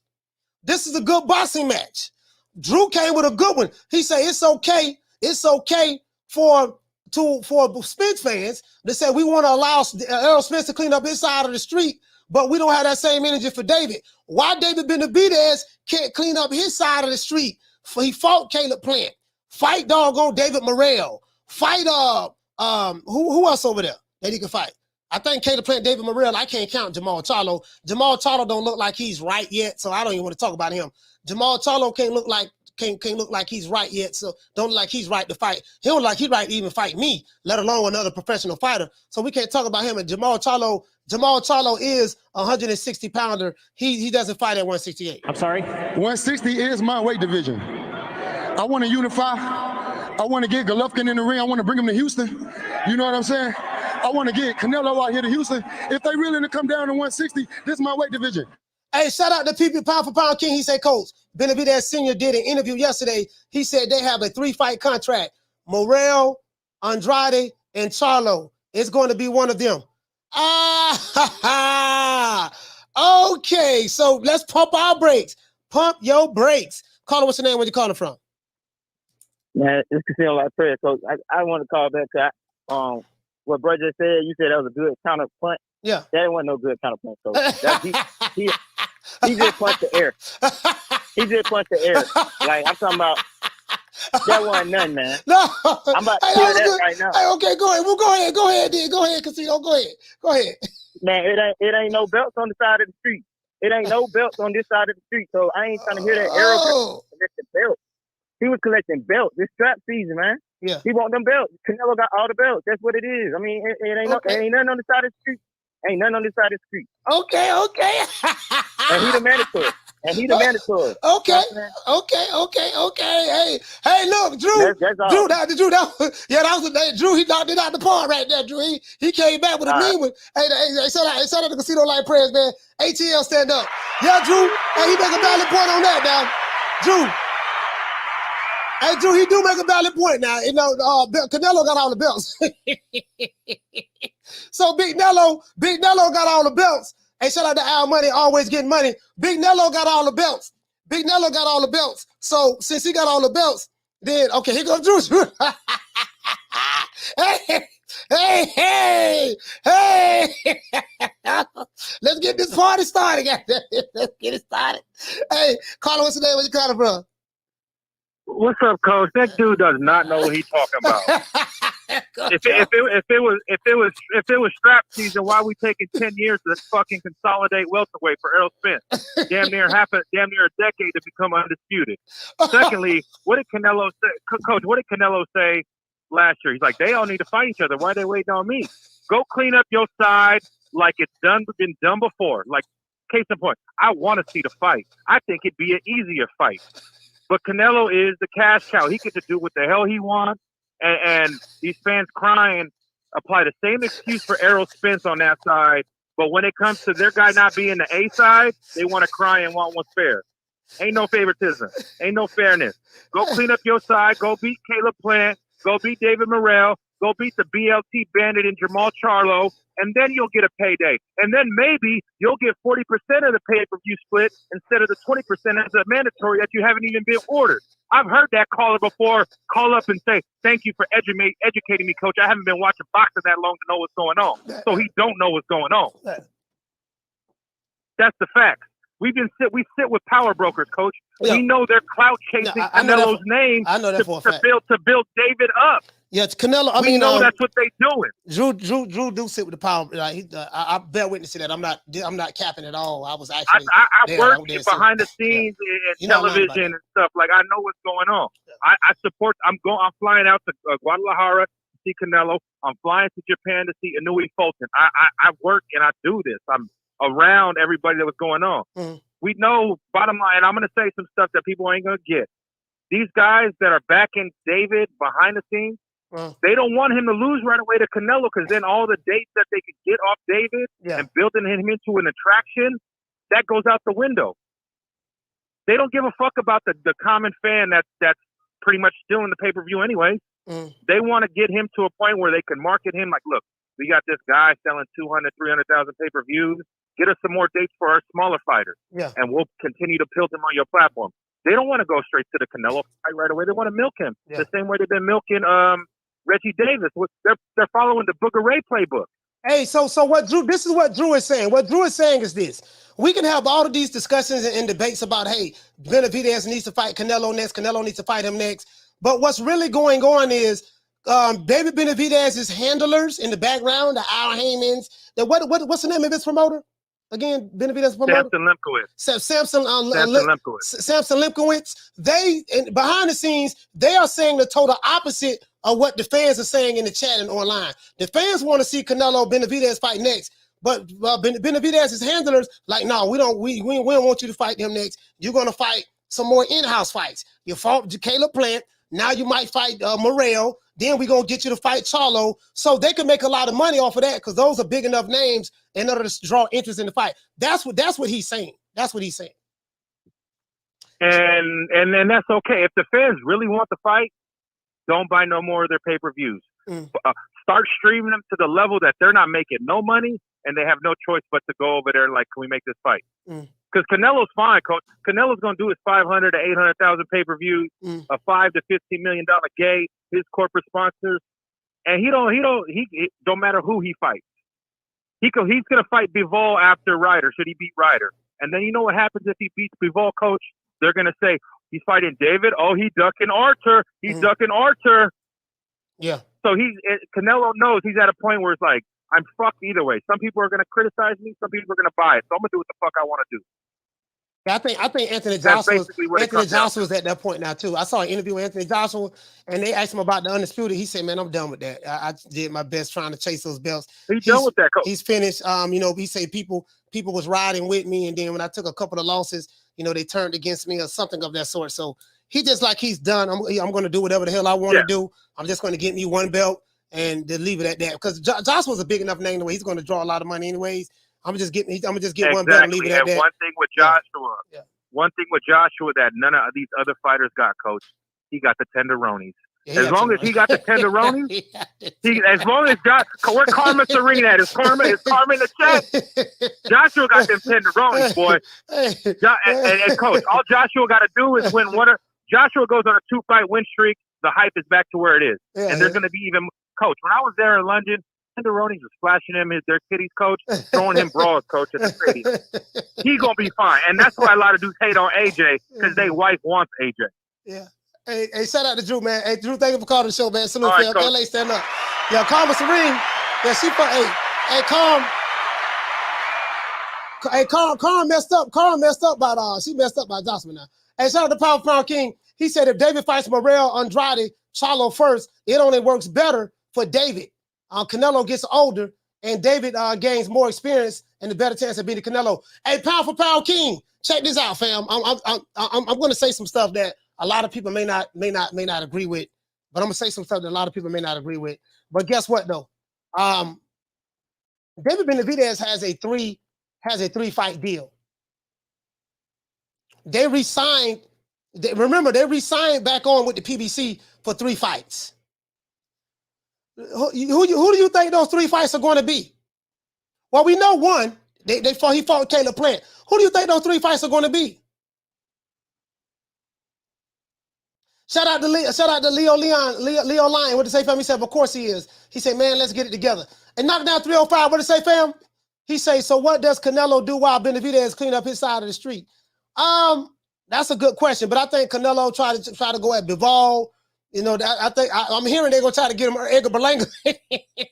boy, that Puerto Rican. Hey, shout out to David Vasquez. Hey, okay. Dropping that half for bam, double your boy. Hey, Leroy. Super chat received. Playtime's over, boy. Hey, that my homeboy say, boy, them Puerto Ricans, boy, that Puerto Rican or Edgar Berlanga, he finna get the Canelo bag. True. He said, man, that's my homeboy. I'm not to say Puerto Rican. He said, boy, them Puerto Ricans, boy, that Puerto Rican, boy, he say Puerto Rican. Boy, them Puerto Ricans, boy, I'm telling you, boy, them Ricans, boy, they stick together, boy, them Puerto Ricans. Boy, hey, my homeboy had me, but listen, I ain't seen him in a while. I gotta try to reach out to him. And my homeboy, Hobo Sam. Shout out to Jamie Vasquez. He said, in my opinion, David can't get the Nello fight. Just move on. Nello going to get stripped if he don't fight. I don't believe that. I don't believe the sanction about us will strip Canelo. I don't think they'll do that. He say, don't chase one fight and ruin your career like Boo Boo Andrade and Charlo did. He said, many fights out there for David. Yeah. You know what? Yeah. Listen. Hey, I totally agree with that, Jamie. Jamie, I totally agree with that. Down from the bar, there's a platform stage. People pimping, sharp as razor blades. Yeah, that Puerto Rican dog on Edgar Berlanga finna get the bag. Hey, Edgar Berlanga with the zone now, right? Isn't he with the zone? Yeah, he gonna get, boy, that's gonna be a big fight there, boy. Mexico versus Puerto Rico? Bruh, Mexico versus Puerto Rico? Boy, that boy, Lord have mercy, boy. Lord have mercy. Lord have mercy, boy. Bruh, Lord have mercy. Boy, that's gonna be a big in there right there. Not a big one, a biggin. That's gonna be a biggin. Yeah, boy, the old Puerto Rico, Mexico rivalry. You know what I mean? But boy, hey, caller, what's the name? Where you calling from? What's up, Coach? It's Martin. What's going on? I can't hear you. What's your name is? Martin from Jersey. Oh, Martin from Jersey. Okay, your phone was muffled. Okay, talk to me. Yeah. Yo, Coach. I just want to say something. I want to see David fight Canelo. Mm-hmm. I believe Canelo stops David Benavidez. Because David got gets hit a lot and he comes square. His defense is real leaky, and Canelo's an elite counter puncher, boxer puncher. You know, and I want to say something about the top yesterday. There's a lot of people calling. I was trying to call yesterday, but I couldn't. A lot of people, like hating on Canelo. You know, I'm for boxing. I want to see that fight. But there's a lot of people talking about he fights tomato cans and all this stuff. Like, can you name me one top fighter that David Benavidez has fought besides Caleb Plant? Yeah, I don't know. Yeah. You know, like you talking about tomato cans and maybe I don't know. Maybe Darrell was a good fight for him. That's it. Yeah. But Caleb Plant was the best fight. I gotta look at his resume. Caleb Plant was the best fight. Yeah, by far. Now, one thing, Caleb Plant, he's being celebrated because he beat Caleb Plant. Meanwhile, Canelo beat that guy to become undisputed, the first ever undisputed 168, and he fought nothing but softies to become undisputed. So make that make sense to me. You know, you got guys calling about double standards, but then they don't check their double standards themselves. Like I heard that a lot yesterday on the show, and I don't want him to fight Beaver. I think he's gonna lose that fight. You know, and please do not give Berlanga a shot. Oh my God. Hey man, Edgar Berlanga, man, I don't know, man. Edgar Berlanga, he's a knockout artist. Mexico versus Puerto Rico. We can have like a Salvador Sanchez versus Wilfredo Gomez all over again. You know, you have the great Mexican fighters, Mexican fighters, and Puerto Ricans have been fighting throughout the history of throughout the beginning of time. Coach, cut the bullshit. That is no Salvador Sanchez versus Gomez. That's more like I don't even know what to name. Cut the bullshit. Canelo will knock this kid out like in 2 rounds. That's not good. You know, like please. You know, fight. If anybody does not deserve that fight, it's Berlanga. I want to see Benavidez. You know what I'm saying? I want to see Benavidez. And please don't fight Bebo. You're going to lose that fight, man. Like, hey, I don't know, boy. Doggone, boy. But that's a bad. I got a homeboy. He don't know how to say Puerto Rican. He said Puerto Rican. But that's a bad Puerto Rican there, boy. That Puerto Rican, he used to talk about, he used to love Macho Camacho. Oh, he loved Macho Camacho. Yeah. He said, boy, that's a bad Puerto Rican there, boy. Them Puerto Ricans, boy. And he loved Tito Trinidad, too. Boy, them Puerto Ricans, boy. Why I gotta call my dog? Hey, Martin, shout out to you, man. Thank you for calling the show, fam. Salute. Shout out to Martin for Jersey. Yeah. Hey, I don't know, bro. Hey, we might can sell that. On the job. Hey, but hey, listen, let me tell you something. Cause I think you know what I think? I think Eddie Hearn will hire me before the PBC will. I think Eddie Hearn will hire me before the PBC will. I think I can sell that fight. I can make that work. And that's what I'm going to talking about. You know, the greats. You know what I mean? Salvador Sanchez, Wilfredo Gomez. And Wilfredo Gomez was a knockout artist. Wilfredo Gomez, it had 44 wins, and 42 of them was knockouts. You get what I'm saying? He had 3 losses. I think he lost to Salvador Sanchez. He lost to Azuma Nelson. And I think he lost to Alfredo Lane. I gotta look his resume up. But I think he lost. I know he lost to Salvador Sanchez and he lost to Zuma Nelson. I do know that. Shout out to Y2K. Hey, okay. Dropping that quarter over. Bam, dub on your boy. Hey, Leroy. Super chat received. Boy. Well, y'all, boy, I might have a point. I might have a fight to sell. hey, we need 90 more likes, man. Matter of fact, man, I'm finna start cutting some motherfuckers out. That's what I'm finna start, man. Hey, we need 90 more likes, man. Some bullshit. Yeah, man, I don't know what the fuck wrong with everybody today, man. Ah, damn. Hey, shout out to Y2K. He say David doesn't sit and wait on Canelo. He's been chasing Charlo and said if he doesn't get that fight, Nello or Andrade or Morrell, he's going to 175.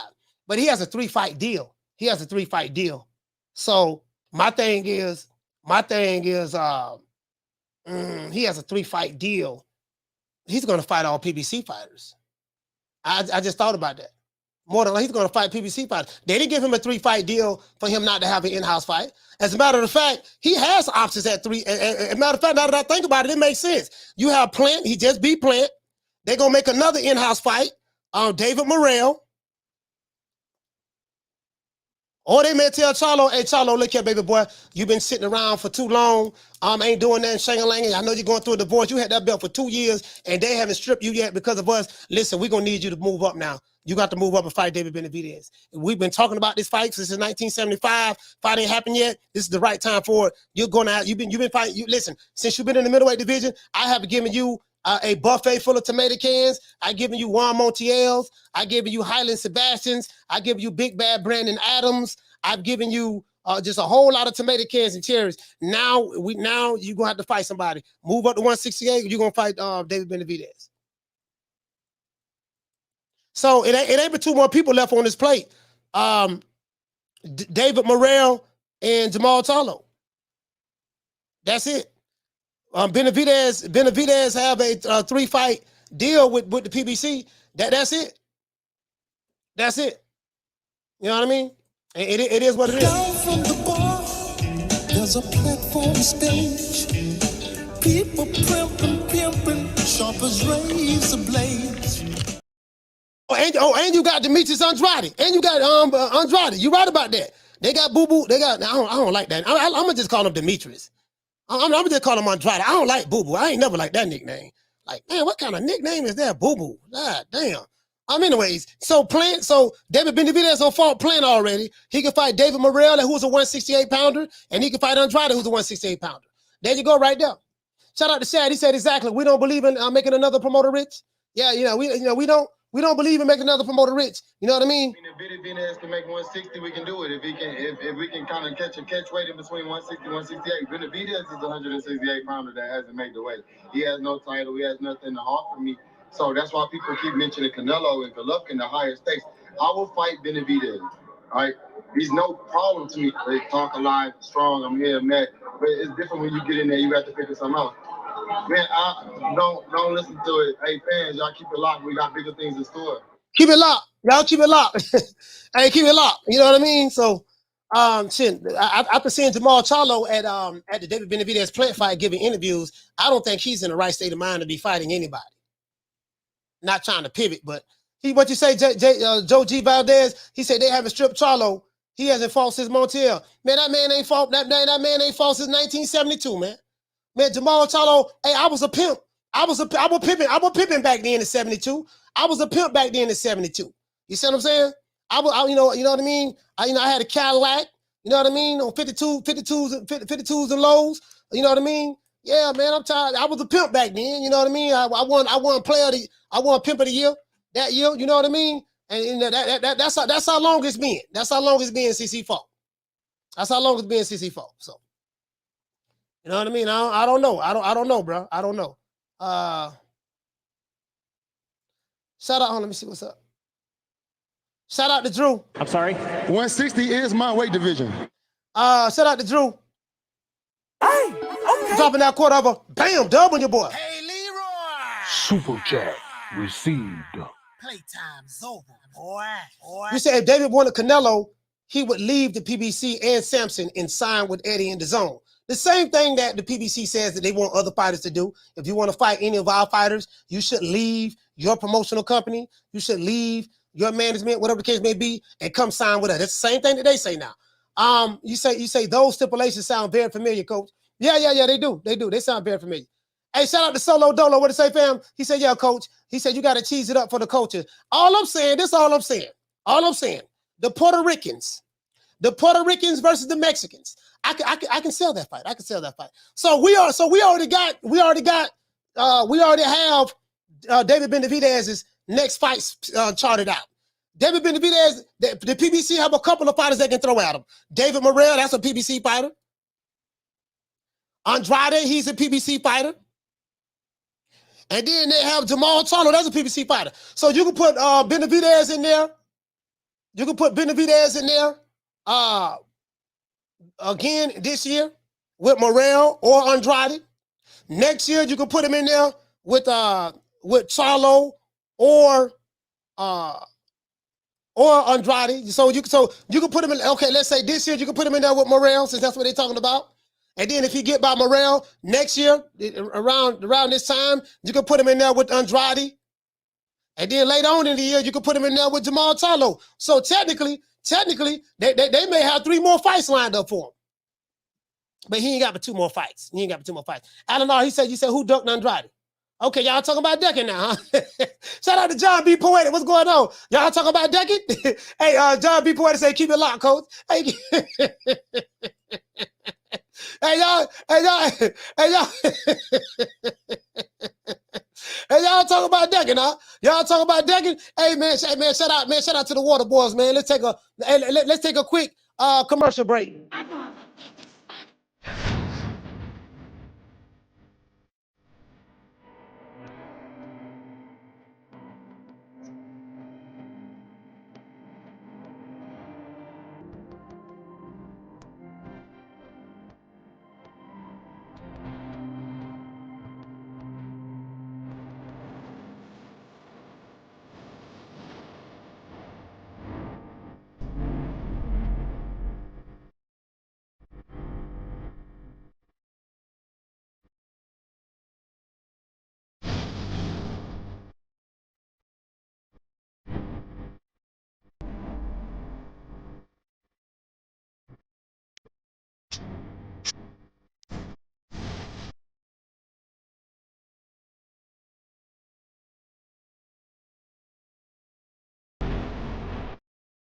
Yeah, man, it is what it is, man. Call what's your name? Where you calling from? Jamie from New York. Man, Jamie from New York. Talk to me, fam. How you doing, my brother? I'm doing good, fam. Beautiful thing. Cole, man. I'm calling in to check you, man. I heard you copying for Edgar Berlanga, talking about he's the best Puerto Rican fighter ever. Hey, nah, hey, all I'm saying is this here.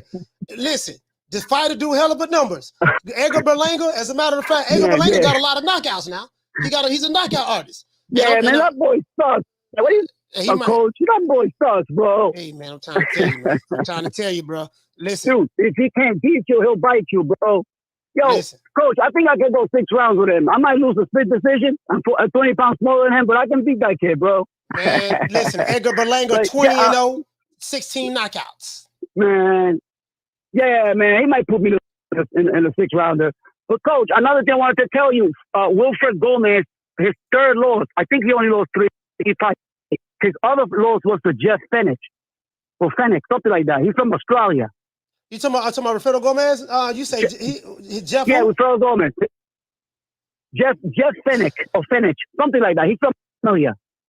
He only have 3 losses. He only have 3 losses. Wilfredo Gomez. Yeah, so that's the 3rd one is famous. Rumanel, Sanchez. Those are the 3 people that beat him. Yes, that is correct. All right. But yeah, coach, but that's all I got, man. I just called in to message you, man. That's all, man. Jamie, salute, fam. Have a good day, coach. Yes, sir. Shout out to Jamie from New York. Yeah, man. I'm trying to, you know what I mean? I'm trying to, I'm trying to get it cracking. Now that I think about it, I'm like, you know what, man? Oh, let me pull out. Let me see who Salvador Sanchez lost to. Hold on, guys. Let me see. Can I pull this up? Not Salvador Sanchez, Wilfredo Gomez.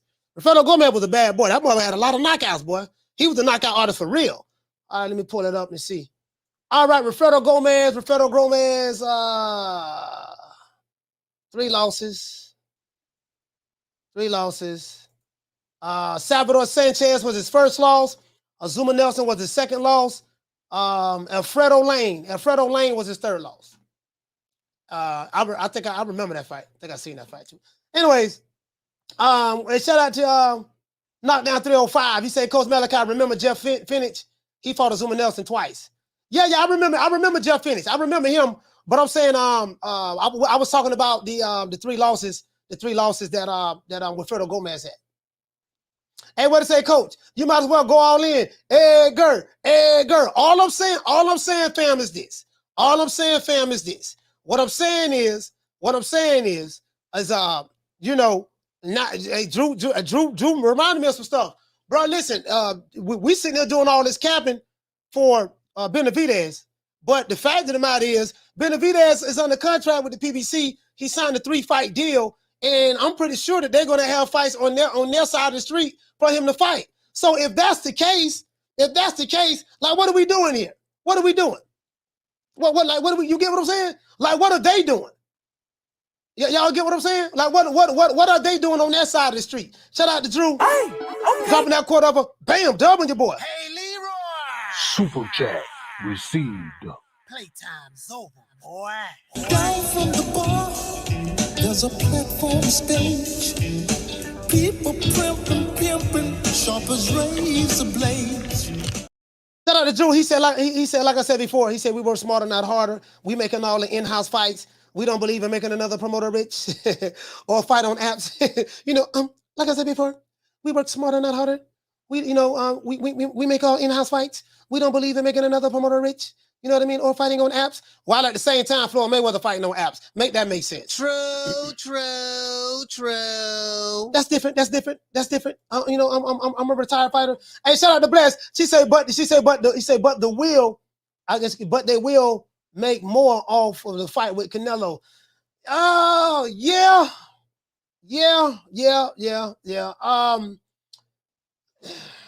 It also depends, Bless, on how much money Canelo would want. You know what I mean? They do have financial restraints now that the budget has been cut. So I don't know how much they would allocate towards trying to make a Canelo Benavidez fight when they have him under contract. And that's the thing. If they have him under contract, then he already know he ain't gonna get no Canelo fight. He know that. You get what I'm saying? He know that. He know that if that's the case, I think he would know that. So, I don't know, man. You know what, bro? This is, and the thing is, you know what? This what I want to see. This is what I want to see. I want to see if anyone from Benavidez's team will petition the WBC to become the mandatory.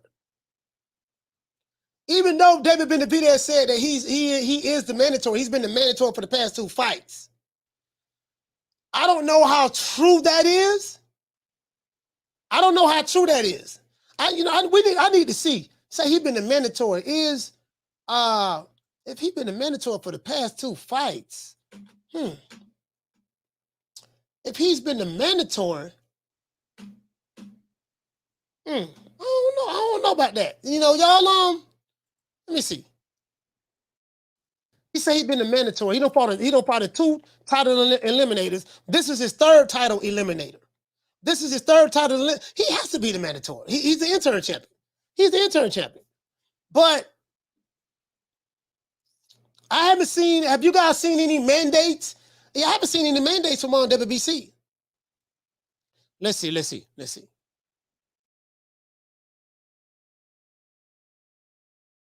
me see.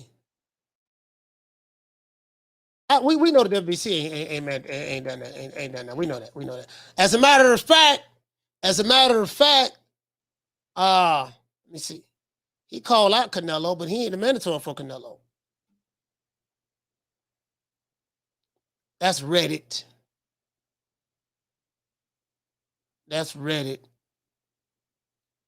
Whoa, hold on. WBC orders Canelo to fight David Benavidez. That's a YouTube channel. I don't know about that. Let me see what's up.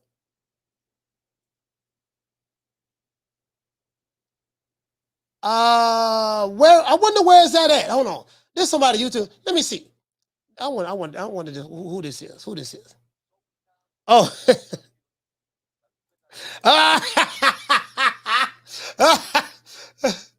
Hold on.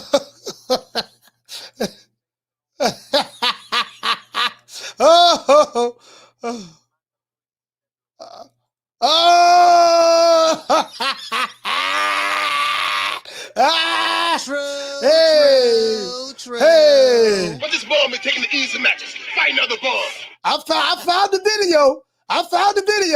Hey, shout out to Drew. Hey, okay. Dropping that quarter over. Bam, done with your boy. Hey, Leroy. Super chat received. Playtime's over, boy. Shout out to Drew. He say Sports Box 12 has an interview up with David Promoter 12 days ago, saying that the fight with Morrell was made before beating Caleb. They clout chasing Nello. Okay. Shout out to Luis Puente. Hey, okay. Dropping that quarter over. Bam, dub on your boy. Hey, Leroy. Super chat received. Playtime's over, boy. Luis Puente, what to say, fam? He said Canelo don't negotiate with terrorists. He said David won't cross the street because Big Al, his daddy, won't let him. Canelo has crossed the street. Will David? Okay. All right. From the bar, there's a platform stage. People pimping, sharp as razor blades. I found a video soundbite. From some of you guys' favorite YouTube channel, Aki TV. I move up in weight class, go up to 168, challenge this man for all the marbles. The Mexican monster, yeah. The Mexican. You keep throwing that up every time I remember the guy was everybody scared of that guy. You talking a lot of shit. That's all I want you to say stuff. I found a soundbite from some of you guys' favorite YouTube channel. I do know that Canelo Alvarez fans, I know y'all love Aki TV. I know you guys love Aki TV, and I know you guys love the LDBC, and I know you guys love Dante's Boxing Nation. So I know those are three of your favorite channels. Canelo fans, I know that's three of your favorite channels. I do know that for a fact. So I would be wrong if I did not play some footage from Aki, because I know you guys are anxious to hear what he had to say. All right, so let me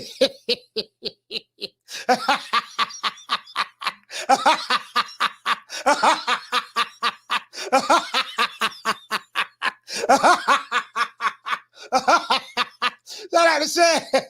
Shout out to Gers. I'm just saying, hey, Bless, I'm just saying, I know they want to hear him. Here go Mauricio Sula. Good old Aki. Here you go. We have interim champion David Benavidez fighting #1 contender Caleb Plant. Sensational fight. And the request is that the winner becomes the mandatory contender of the division. Okay. Y'all heard that? That was Mauricio Suleiman. Mauricio Suleiman said that, hold on, let y'all hear that one more time, that one more again. Sensational fight. And the request is that the winner becomes the mandatory contender of the division. The request, what request is he talking about? So, hey, Drew, I wonder what request is he talking about? He said the request. What does he mean by that? So it is absolutely acceptable to have this type of fight, to have the mandatory contender. Are there any comments from the board? There are no comments of the board. We'll move to the next division. Oh, so he said there are no comments from the board. So Mauricio Suleiman was talking to the board. Mauricio, I want nobody thinking I'm capping. Let me show y'all the video. As you can see, our beloved brother, Aki TV, beloved. Our beloved brother, Aki TV. I do know that Canelo Alvarez fan, this is one of your favorite channels. I know Canelo Alvarez fans love the LDBC. I know you guys love Dante's Boxing Nation, and I know you guys love Aki TV. So our beloved brother, Aki TV, played the soundbite. Apparently, Mauricio Suleiman was talking to the board of the WBC, and he asked, hey, shout out to Drew. Hey, okay. Dropping that $2 super chat. He said they still have to order the mandatory, coach. Okay, they got to order the mandatory. All right, okay, yeah, all right. So you saying that won't happen to the convention? Okay, I got you, Drew. Please confirm the date of Caleb Plant against Benavidez. It'll be definitely in March. Caleb Plant will fight Benavidez. Correct. For the interim. It's a signed contract. For the interim title. And the winner will become the mandatory contender of the division to fight against Canelo Alvarez. Oh! It has been agreed. Oh! Breaking news. Oh! Yeah. Y'all heard that? Hold on now. Hey, Drew. He said they still have to order the mandatory. Okay. So now, I would be wrong. I would be wrong. I would be wrong if I did not. I don't want to rob our good brother, because I do know y'all love IQTV. So I don't want to rob him. You know what I mean? Now this is what Mauricio Sulaiman said. I didn't say this. I didn't say this. Lisa Bear, my sister Lisa. I didn't say that. This is what Mauricio Sulaiman said. Now let's hear our good brother Aki. Let's see him break it down. You know, he knows so eloquently. Of the WBC to fight against Canelo Alvarez. It has been agreed. Okay. Breaking news of the WBC ordering Canelo Alvarez to fight the winner of David Benavidez versus Caleb Plant, where according to the WBC, the winner of that fight will be Canelo Alvarez, mandatory that he has to fight next. Now, this is great news as Canelo could run. However, he can't hide from the Mexican monster, David.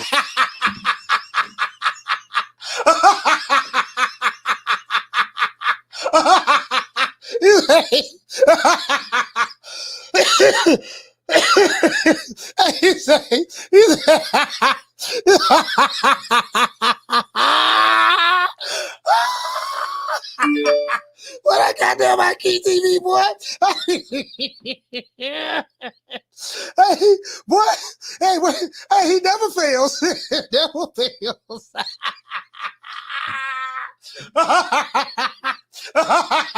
Hey, Lisa.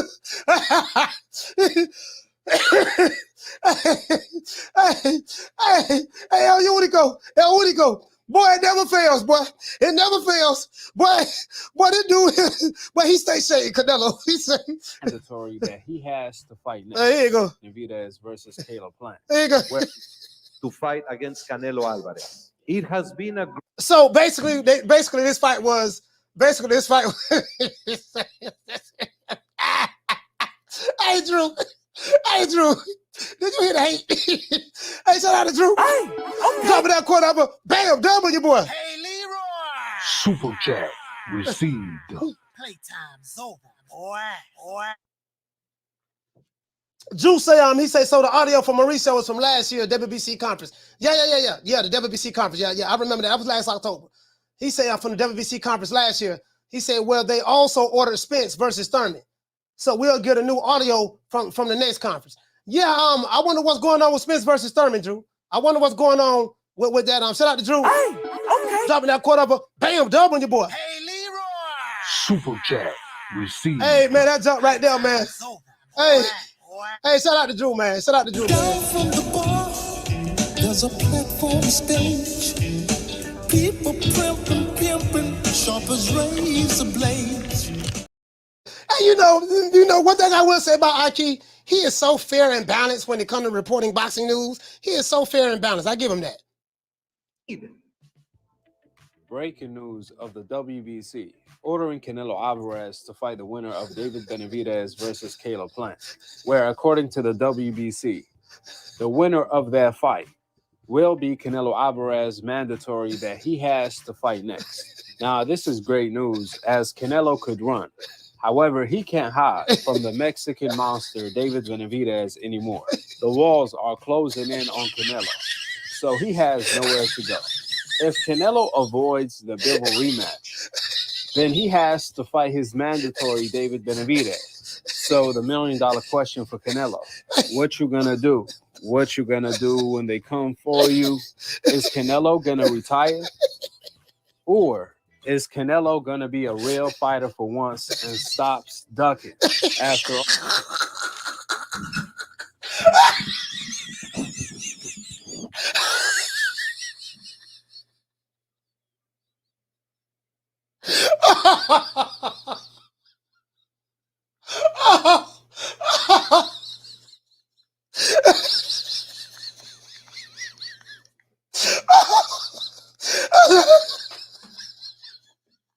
Hey, Brady 12.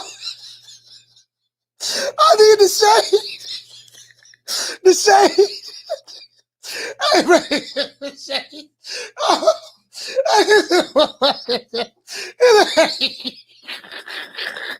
Hey, Hey, bro. Oh my God, bro.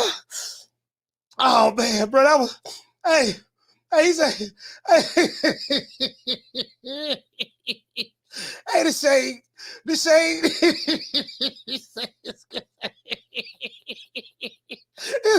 Canelo. He said he can run, but he can't hide. The walls are closing in. What you gonna do? What you gonna do when they come for you?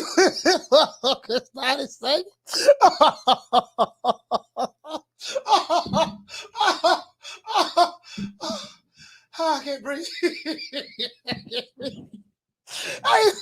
That's so good. So Canelo. So Canelo shaking in his boots. According to Ike, according to my good brother Ike, he said Canelo was shaking in his boots right now. He's shaking in his boots at the mere thought of fighting the Mexican monster. hey. Oh boy, y'all got me crying over here, boy. Boy, y'all got me crying over here, bro. I ain't even lie, bro. Hey, okay. All right, now, now the thing is, as I said before, guys, Benavidez has a 2-fight deal, has a 3-fight deal with the PBC. So, I mean, when I sit back and look at it like that, I'm like, he got a 3-fight deal with the PBC. And I'm just being honest, bro. Like, he got a 3-fight deal with the PBC. He's going to fight the PBC fighters. He's going to fight PBC fighters. And when you look at what they have lined up for him, Morrell is a PBC fighter. Andrade is a PBC fighter. Charlo is a PBC fighter. Now he don't fault Plant. So he got 3 more fighters. 2 more fighters that out of that 3 he can go fight.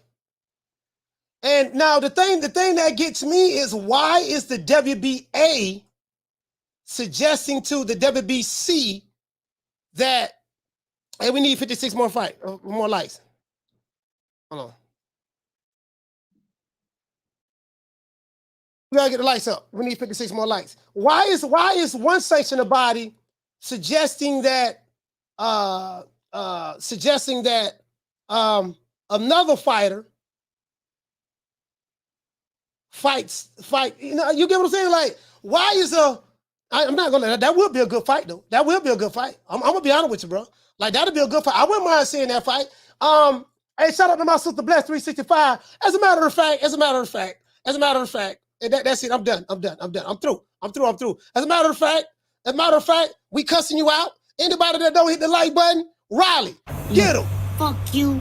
Fuck the plane you flew in on. Fuck them shoes. Fuck the socks with the bell on it. Fuck them cheap ass cigars. Fuck your yuck mouth teeth. Fuck your hairpiece. Fuck your chocolate. Fuck Guy Ritchie. Fuck Prince William. Fuck the Queen. This is America. My president is black and my Lambo is blue, nigga. Now get the fuck out my hotel room. And if I see you in the street, I'm slapping the shit out of you.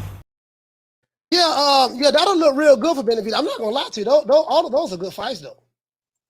All of those are good fights. I'm not even gonna lie. All of those are good fights. To see Benavidez fight Morrell, Andrade, and and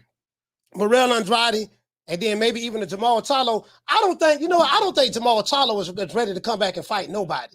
We did see him at doing interviews at the press conference, guys.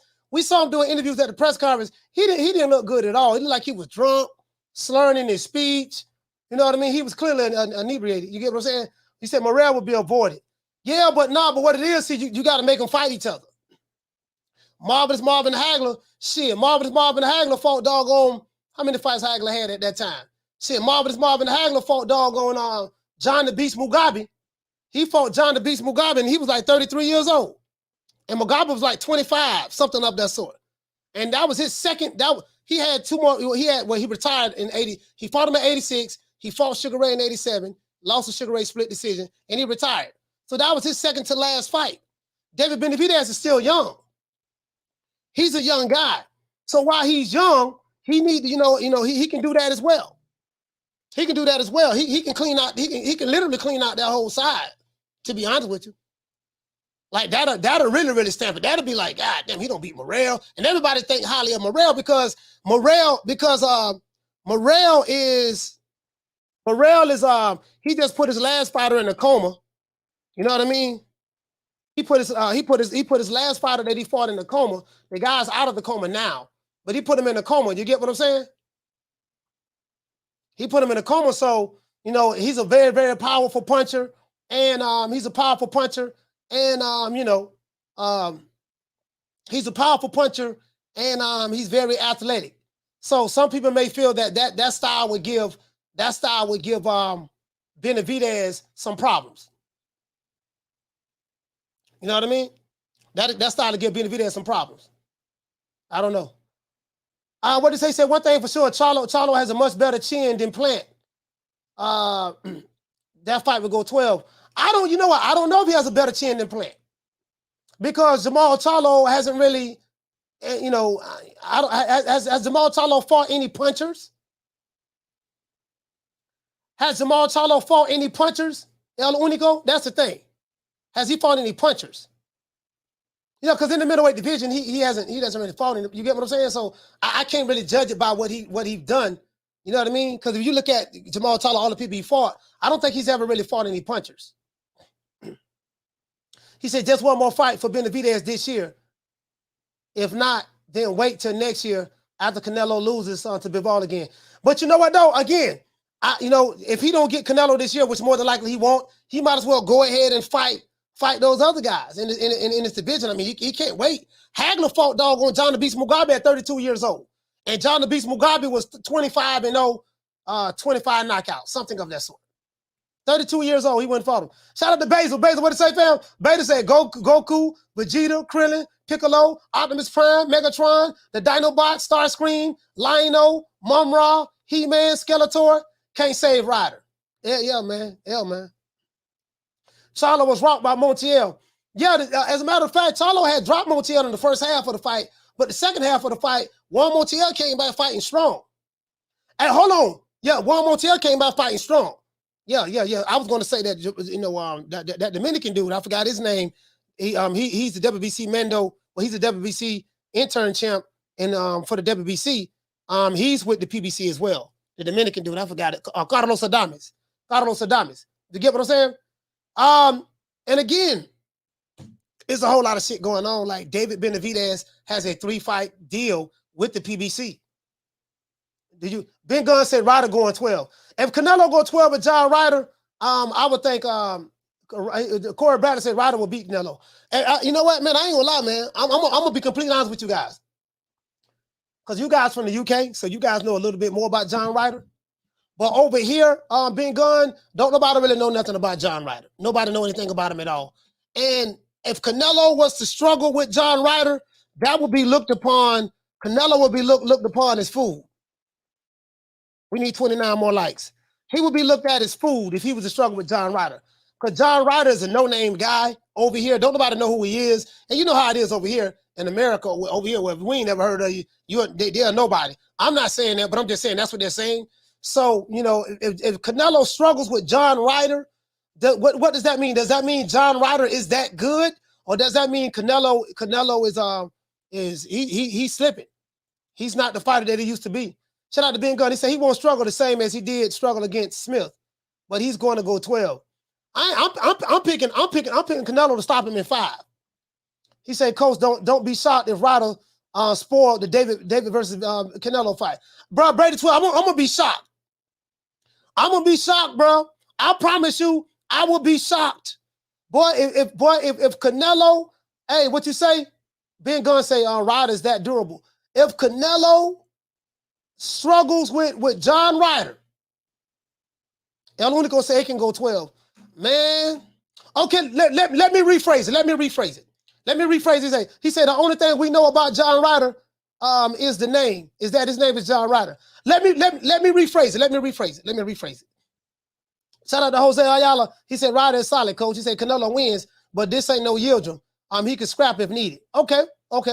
Let me rephrase it. If David Benavidez fought John Ryder, let's switch it up.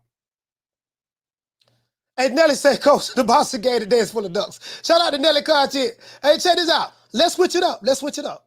Hey, Flex BX, check this out, fam. Let's switch it up. Jose said that a Ryder is he's solid, Coach. He ain't a yielder, but he ain't no yielder. He can scrap if needed. Okay, cool. Will you guys give Ryder that high praise if it was Benavidez fighting him? Or would you say, oh man, Benavidez fighting another bum? But this bum is taking the easy matches. Fight another bum. I'm just asking a question. Now, this is a real question. This is a real question. For those who, hey, shout out to Knockdown 305. But this bum is taking the easy matches. Fight another bum. Yeah, he said Canelo better squash that bum.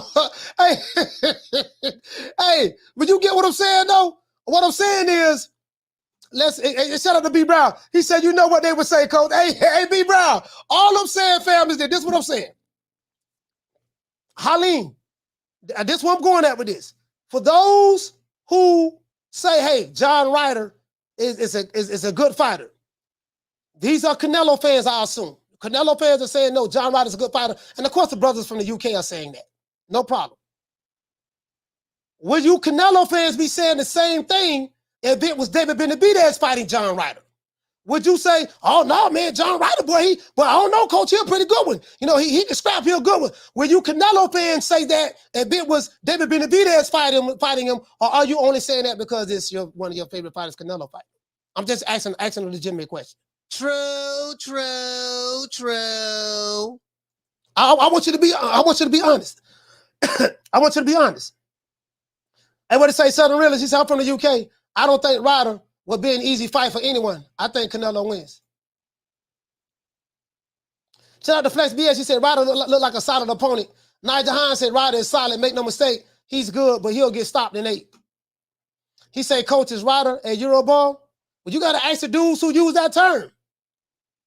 You got to ask the dudes who like to call certain fighters Eurobombs based on who's fighting them. You get what I'm saying? Say John Ryder's a better fighter than Boo Boo and Charlo at least. Hey, but my question still remains the same. He said if the PBC fanboys say he'll bomb, it would be the same if David fights him. So that's my whole point. My whole point is this. You got people who are fans of the PBC. They say that Canelo is fighting John Ryder or Eurobomb. Okay. So we have PBC fans. Then we have Canelo fans saying John Ryder is not a bomb. He's a solid opponent. Then we have, so PBC and Canelo fans. So my question is this. If David Benavidez was the one fighting John Ryder, will you Canelo fans still say that John Ryder is a solid opponent, or would you say something different? And you PBC fans, if David Benavidez is fighting John Ryder, would you say that John Ryder is still a Eurobomb, or would you say no, John Ryder is a solid opponent for David? He's ranked in the top. He's ranked number 1 and stuff like that, or whatever. That's a solid question. I would say Canelo minus 1,700. What's the odds on that fight? He minus 1,700? No, man. Hold on. Let's look up the odds on this fight. Oh, he minus 1,700? Are you serious? Hold on, man. Let's look at the odds on this fight, man. Let me look at the odds on this fight. Let's see. Canelo versus Ryder. Odds. So they have, he say that's because of the top sport about said John. They say Canelo is a massive minus 1,000 favorite as of right now to beat John Ryder. Oh, okay, that's one. Let's go to Betting Odds Journal. Let's go to Betting Odds Journal. Let's go there. Let's go to Odds Checker. Always look at Odds Checker. Let's go to DraftKings. Let's go to DraftKings. DraftKings have Canelo a minus 1,400 favorite as of right now against John Ryder. DraftKings have John Ryder a minus 1,400 favorite right now. I mean, Canelo a minus 1,400 favorite. El Unico, you're right about that. Canelo was favored to beat Bivol too. I don't know why. I don't know why on that, but I'm showing you. Listen. I don't think y'all get what I'm saying. The man fighting Canelo in Mexico. He's fighting in front of a country full of Mexicans.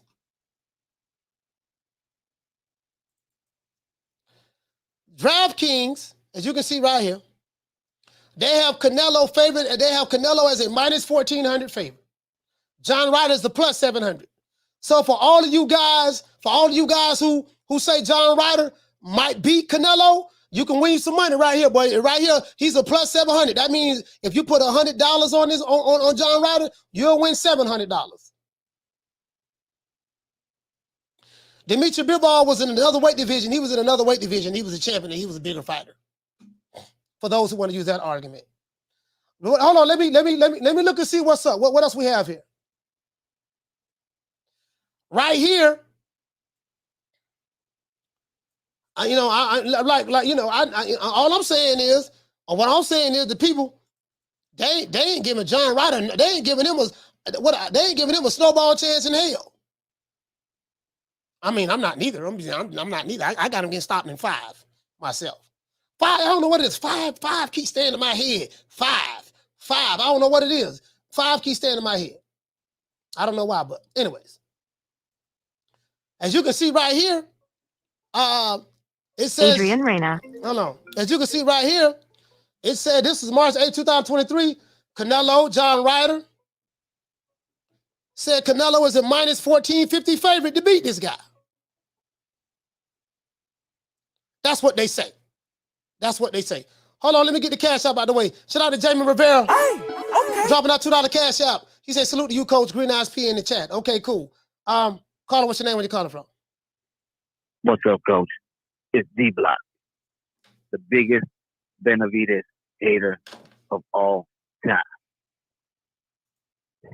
Coach, what are we doing here, Coach? Are we gonna criticize Ryder for being a what? The underdog? No, I'm not criticizing. No, I'm saying people saying it's a cherry pick. How can you be a cherry pick if you beat 2 very considered good, legitimate contenders? Jacob, and then he beat Parker, didn't he? Yeah.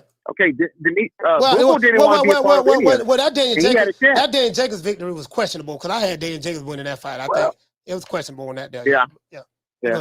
I mean, he's a live dog. He's going to be a live dog in there. A lot of people going to criticize because they like to criticize. See, when you up there on the top and nobody can touch you, right, to a certain point, when you the GOAT to a certain point of your generation, which is Canelo, even people going to hate anyways. I don't care. And you up there at the top, like Floyd Mayweather when he was at the top and he finally made it. He finally got over that Manny Pacquiao hump. People were always going to hate you because you untouchable. Because they're always going to look at the smallest things of you and try to criticize you. But that's what comes with the territory. And I understand that my boy Canelo, Cinnamon Bun, the main man, the GOAT of our generation, is a threat to anybody. And that's why people get mad. That's why people always get mad at who he picked to fight. At the end of the day, when you look at the resume, Coach, even Ryder, when a lot of people really don't know him, but when you look at what he had to go through, he is the mandatory. Okay?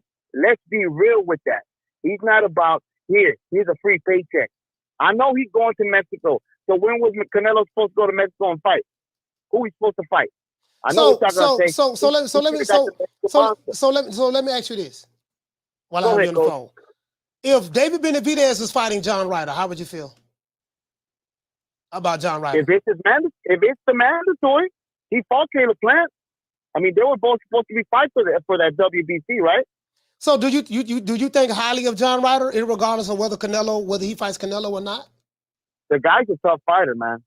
He's a tough fighter. He ain't no tomato can, as much as people could say. Okay, I can look at tomato cans and I can tell you who tomato cans are. Okay, the real. Fight another ball. Go ahead. when Caleb, Coach, don't get mad at me, man. But Anybody ever tell you you look a little like Mr. T? I love you, Coach. You're the baddest motherfucker. Shut up, fool. Getting out while you can. Getting out while you can. Don't get it sucking no statue. Give them guts. Coach, for Halloween, put some chains on and get some sideburns on the side. You look like Mr. T. Hey, but I love you, Coach. Hey, go ahead, D-Block. Go ahead. Oh, my bad. God damn it. I got sidetracked. But what I'm saying is, I know a lot of people gonna hate, just like we got our community here. You got a lot of haters in here that hate on Canelo Alvarez. But then you got a lot of supporters that love Canelo Alvarez. Yeah. And guess what, guys? The supporters that are on here, you're gonna have somebody like me, a real G, that's gonna support you. While you're gonna have somebody else like Tim, Charles gonna knock him out. Man, get that drunk fool out of here, man. Get him out the casino. Get him out the bar. Go, man, get it. He's drunk, okay? Tim, he's not Charlo anymore, bro. He's just a drunk B. All right, he's never gonna come back and fight. Let's be real with that.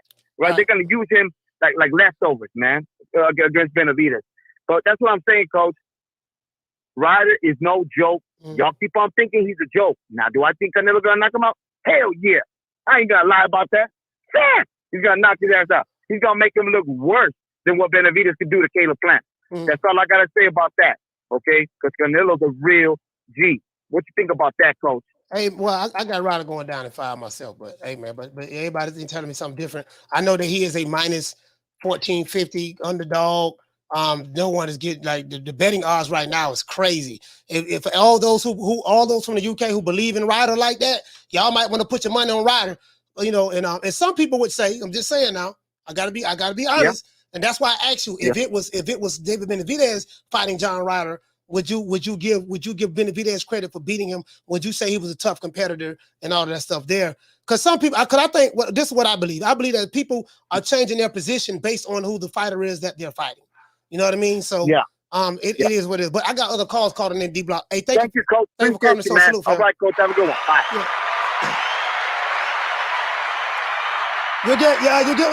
You get what I'm saying? You get what I'm saying? Ben said, I'm not saying I'm not putting no money on Ryder, Coach. He said, I'm saying he ain't no bum. I'm not saying he's a bum. This bum is taking the easy matches, fighting other bums. But there's some people that's saying that, like, he's a minus 1450 underdog for a reason. You get what I'm saying? He's gonna have to. Now me, I'm like, you know what, man? This dude right here, fighting Canelo in the heart of Mexico. He's fighting in front of thousands of Mexicans, the Mexican drug cartel, the Mexican government, all these people there. Like that, that's gonna be a lot of pressure for him to perform. And then Canelo is fighting in front of all of these people as well. He's back at home. He's back at home. The prodigal son has returned. The prodigal son has returned back to the people. You know what I mean? Because Canelo, he's saying he do it for the people, by the people, of the people, because he loved the people. The prodigal son has returned, to the land of his forefathers, so to speak. You get what I'm saying? So, Nelly Conte say fight another ball. Hey, I'm just saying though, so he might, so Halim, you feel like John Ryder can pull off a Buster Douglas, huh? But this bum is taking the easy matches, fighting other bums. You feel like John Ryder can pull a Buster Douglas, huh? John Ryder can come up in there, man, and do well, Buster Douglas was a 41 the old underdog. Like, God, Mike Tyson was 41 the old favorite or something like that. Carter, what's your name? Where you calling from? Yo, Coach, it's Rick, man. How's your day, man? What's going on, Rick? Talk to me. Yo, I gotta say, man, I agree with D-Block, man. D-Block's a man, but also you the man. But like the truth of the matter is, look, people, North American watchers of the sport of boxing, they don't really pay attention to UK boxers, all right? Unless you're like yourself, Jules, a lot of some other true boxing enthusiasts will follow the sport through and through his division, doesn't matter what continent. But the majority of North American fans, I'm not even saying fans, fanboys, watchers, whatever, they don't go into that of researching the foreign boxer and their pedigree and their resume and whatnot. You know what I mean? It's like, and not only that, these UK guys and like, for example, Usyk. Okay, Usyk.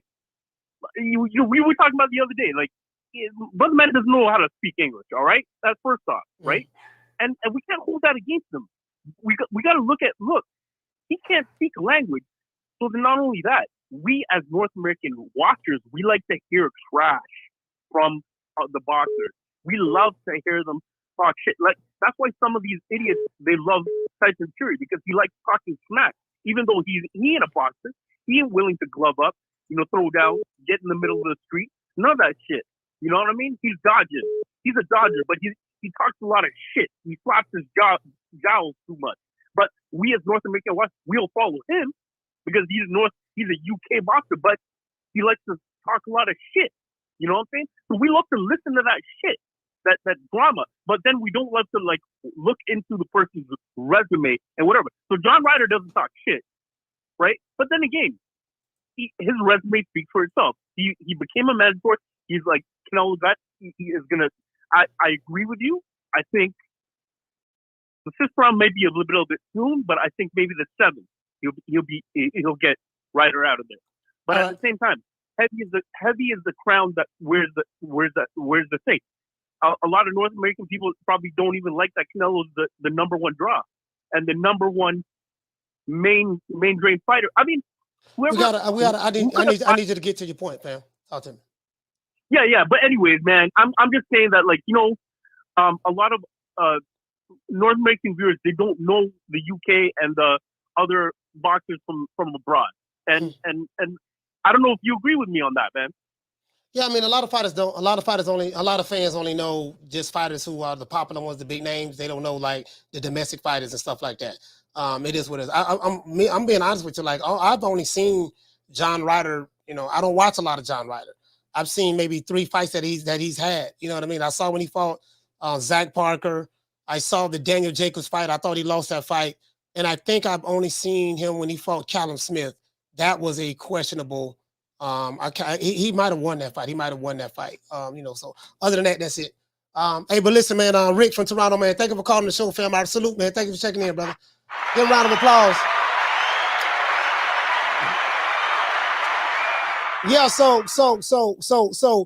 I'm pulling up John Ryder's resume. Let's see. Let's pull it up. You know what I mean? And I think, and this is what I'm saying, but he's minus. I'm trying to figure out why is he such a big underdog against Canelo? Why is he? So he's fighting Canelo Alvarez for undisputed. Estadio Akron. Okay. He fought Zach Parker. Zach Parker broke his hand. I think he broke his hand in this fight and retired. He fought Daniel Jacobs. I thought Daniel Jacobs won that fight. He fought a guy by the name of Josef Jerko. Okay. He fought a dude by the name of Mike Guy. Okay. He fought Callum Smith, who was 26-0 at the time. He fought Bilal Akaway. Okay. He fought Andrew Sirotkin. All right. He fought Jamie Cox. Okay. He fought Patrick Nielsen. All right. He fought Rocky Fielding. He lost to Rocky Fielding, the same Rocky Fielding that Canelo knocked out. He lost to Rocky Fielding. I don't know. Some say this was a controversial decision. He fought Adam Etches. Okay. He fought a guy by the name of Jack Arnfield. All right. I haven't heard of Jack Arnfield. I'm not going to lie to you guys. He fought a guy by the name of Robert Taleric. Okay. Fought another guy. He lost to this guy by the name of Nick Blackwell. So I think he has 5 losses. Let's see. He lost to Billy Joe Saunders. I didn't see this fight. I don't think I've seen this fight right here. Lost to Billy Joe Saunders back in 2013. He lost to Nick Blackwell. He got TKO, lost TKO. He lost to Jack Arnfield, okay. He lost to Rocky Fielding, split decision loss. He lost to Callum Smith, and now he's fighting Canelo. Okay, that's his resume. That's his resume.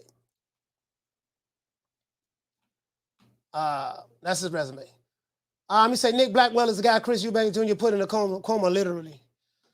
So he has a tall task ahead of him. You know, he's fighting, he's a minus.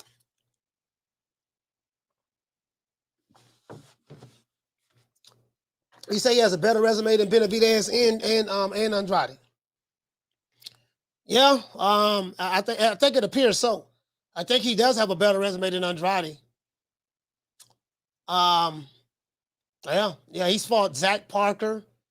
Well, he fought Daniel Jacobs, and he fought Callum Smith. He fought Rocky Fielding. Yeah, and he fought Billy Joe Saunders. Yeah. Okay. He said Ryder's lost to all of the bombs. Canelo already beat. They go Corey. But this bomb is taking the easy matches. Fighting other bombs. They go Corey. Go Corey. He said resume, yes, but not good. He got too many losses. Flex BX say. All right, he said, besides Daniel Jacobs, he beat nobody and lost to decent fighters. So serious. So what y'all saying? Hey, shout out to my sister Nick Rich. Nick, what's going on, sis? So what y'all saying? So hold on. Hey, hold on, man. Hey, hold on. So has this Hey, hold on, man. So what y'all saying? Hey, Harvey, what's going on? He said, "You're right up here today." Okay. But this bomb is taking the easy matches. Fighting other bombs. Hey, what's up, man? Hey, man, what's up, man? Why y'all going on Ryder like that, man? Hey, why y'all going on? Hey, what he said Ryder has been having a good run as of late. Canelo got to stop him in 5 or 6, or will be labeled as finished. Hey, look here, man. Hey, why y'all going? Rod J said Canelo fight the king. But this bomb is taking the easy matches. Fighting other bombs.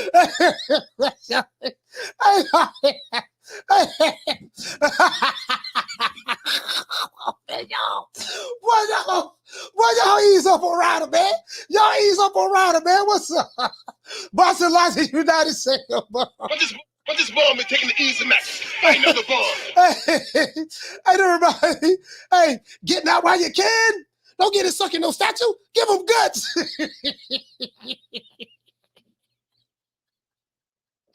Hey, bless John Ryder. Bless John Ryder is hot deal. Hey, no, man. Why y'all going off? Why y'all going off on John Ryder like that, man? Why y'all going off on John Ryder like that, man? You know, I'm trying to figure out why do they have John Ryder? Why do they have John Ryder as a minus 1400? If he's really that good, you get what I'm saying, guys? That's all I'm saying. I'm not saying, okay, I'm going to give John Ryder the benefit of the doubt. My question is this. Why is John Ryder such a huge, massive underdog? That's what I'm asking. Why is he such a huge underdog? Hey, Bless, do you see this? He's a minus 1400 underdog there. Here at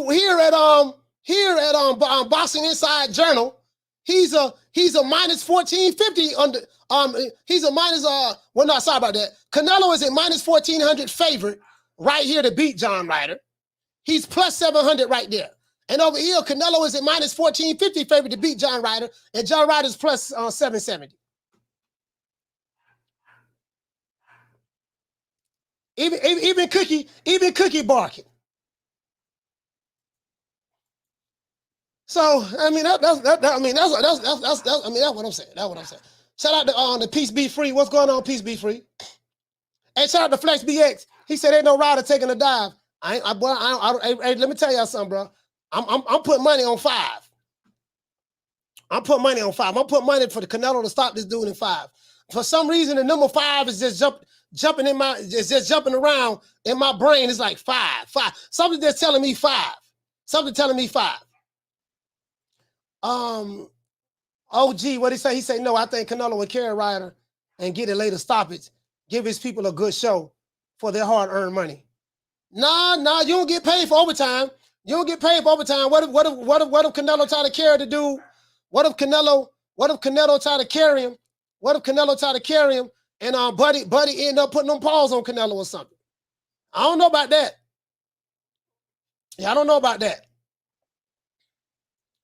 Hey, what did say Ron J? Ron J say he not bad. He just not good neither. He a solid guy. Yeah, I got him getting stopped in, I don't know what it is in 5. I just got him. I got him getting stopped in 5, dog. I just, you know what I mean? I'm just saying me. Why is he such a huge, you say not mad at Ryder getting paid? No. You can't get mad at Ryder getting paid. Can't get mad at Ryder getting paid. Shout out to Easy Breezy. He said he's a huge underdog because when you look up his opponents, you pronounce them as hey, you know what? Hey, I'm just saying, like, some of them names, I'm not gonna lie, I haven't heard of them. Now, I am the #1 contender. I'm tired of James the Poodle, Grim Reaper, whatever you want to call himself, ducking me. All right, I'm tired of man driving around town in 8 Rolls Royces. He ain't fought nobody. I'm still in a bro hand. Hey, that's all I'm saying, man. And shout out to Tay Hill. Hey, okay. Dropping that quote over. Bam, doubling your boy. Hey, Leroy. Super chat received.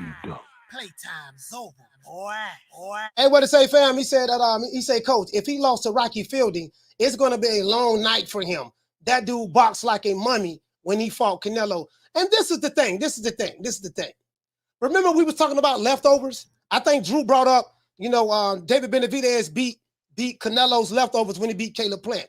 So now, Rocky Fielding beat as a matter of fact, Rocky Fielding beat John Ryder. Down from the bar, there's a platform stage.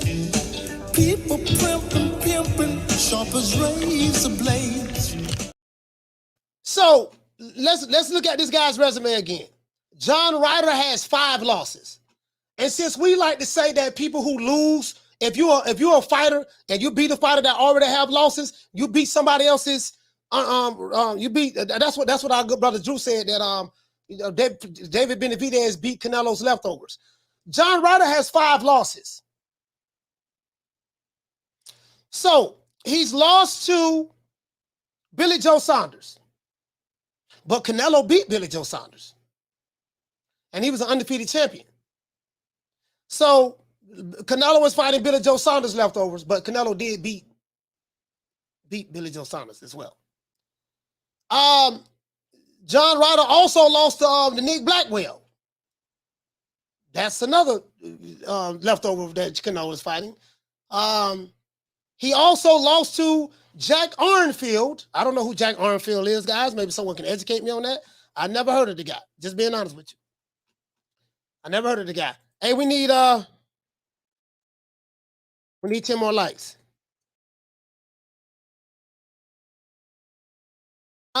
He's also lost. Hold on, let me see where we at. Let's go back over here. He's also lost to Jack Arnfield. I'm going to try to see right here now. So Canelo, now this is somebody leftovers. Billy Joe Saunders, but Canelo beat Billy Joe. They like to call, some people call him Billy Ho. Nick Blackwell, right? That's his second loss. Jack Arnfield, that's his third loss. Rocky Fielding, well, Canelo beat Rocky Fielding.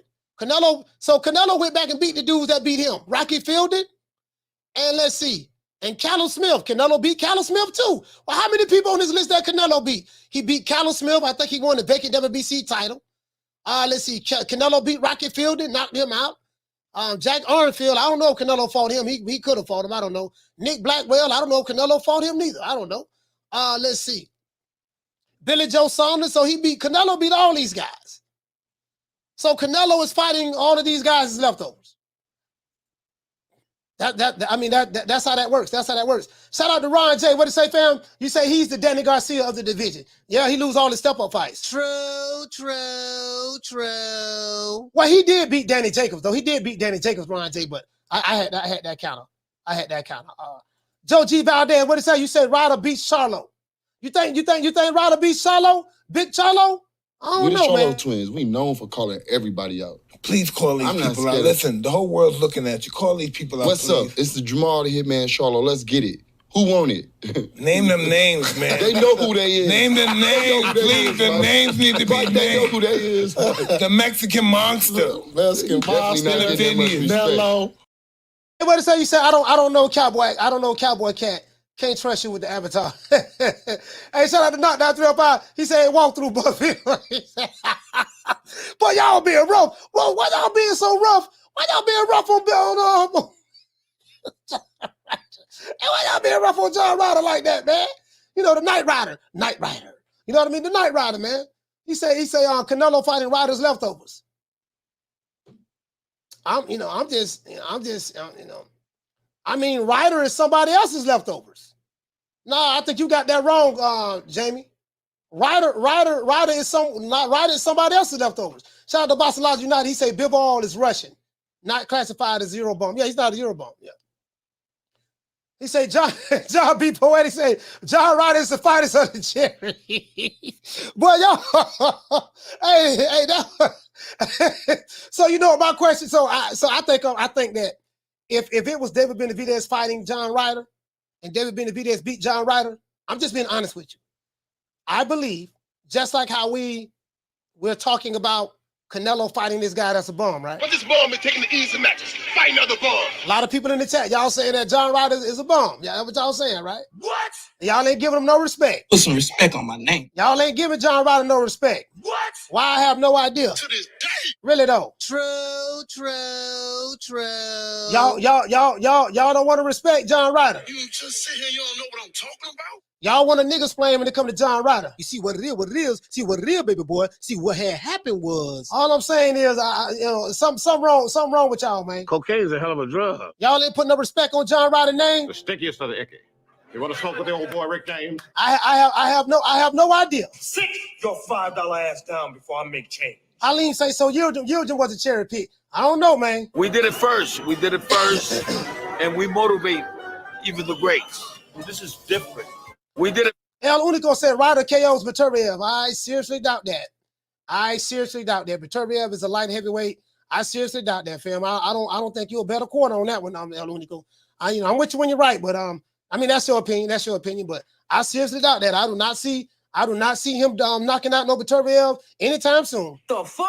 I think if John Ryder had a dream that he knocked Beterbiev out, he better wake up and apologize. Yeah. That's all I'm saying, fam. Shut up. Before I bust a cap up in your ass. Hey, that's all I'm saying. Well, I guess I gotta be like everybody else and saying Al Heyman. Now, again, John Ryder's a minus 1450. You say Yildirim has a better resume than Doodoo. Hey, man, all I'm saying is a lot of people talking down. A lot of people talking down on John Ryder. He's a massive underdog, and boy, he going to have to pull a miracle, boy, in order to win this fight against Canelo. That's wrong, that's wrong. He did nothing to you. That's all I'm saying. You wish you could work it the way I do. Hold on. Let me see what's up. So I don't know. I think some of y'all being disingenuous. I think if it was a fighter that you didn't like fighting Yildirim, fighting Rocky, what dude name? John Ryder, I think y'all be saying something different. Carter, what's your name? Where you calling from? What's up, Coach? It's Jerry. Shout out to Jerry from Be-More. Talk to me. Ryder is a get back fight. Ryder's a good fighter. He got 2 top 10 wins in the last year. But it's a get back fight for Canelo. He's not going to fight a champion or move up and fight a champion in every fight. Nobody does that. So Canelo, there is no other champion. Canelo is the champ. He got all the belts. Yeah, but what I'm saying is Canelo, if you look across the board, nobody fights the level of competition that he fights, whether you believe in him or not. I mean, on paper or not, nobody's fighting the level of competition that he fights. Nobody is moving up to a weight class they got no business fighting in and challenging champions. I don't think nobody's arguing that. My point is the criticism of the Ryder fight's really unfair in the grand scheme because this guy's been off for him. What's a long layoff? He's coming off of surgery. Not going to go right into a big fight after that, and that's just all there is to it. As far as Benavidez is concerned, I think Canelo, I don't think he's eager to fight him. No, I don't. And I don't know anyone that would be eager to fight Benavidez. Not only is he a relentless monster who's way big for the weight, it's funny, people want to claim Canelo is a weight bully. Canelo's a little dude. He's basically a junior middleweight blown up.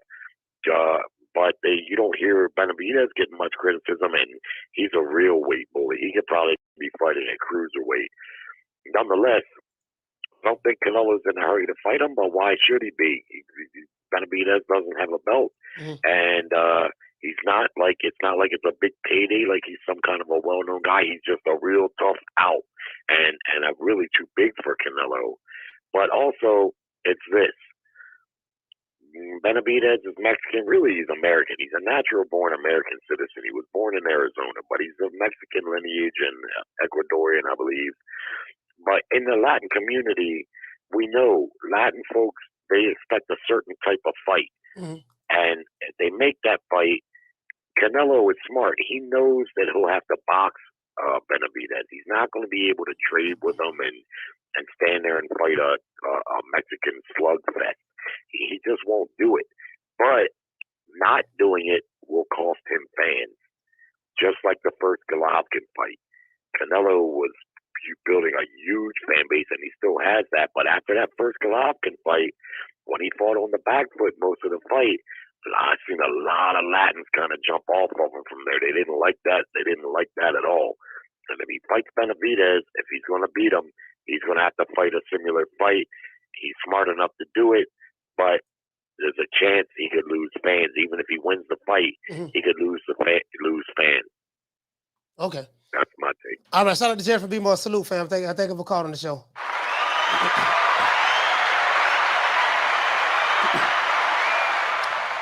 Shout out to Boston Gems. Hey, okay. Dropping that quarter over. Bam, dub on your boy. Hey, Leroy. Super chat received. Playtime's over, boy. Boston Gems said, what makes a fighter not a bomb to these fans? I just think it's just subjective to the individual. You know what I mean? Boston Gems, like, I don't think there's an overall consensus of what a bomb is. I think it's subjective to the fan base, who they like versus who they don't like. You know what I mean? That's what I've been seeing. Down from the bar, there's a platform stage. People pimping, sharp as razor blades. Yeah, that's what I've seen.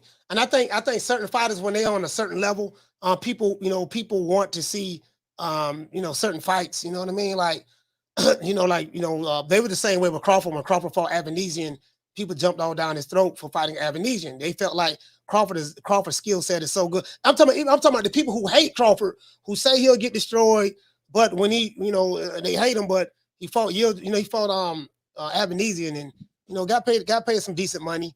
And they didn't like that. So I think what it is so when certain fighters, and I think it only happens to fighters who you think highly of.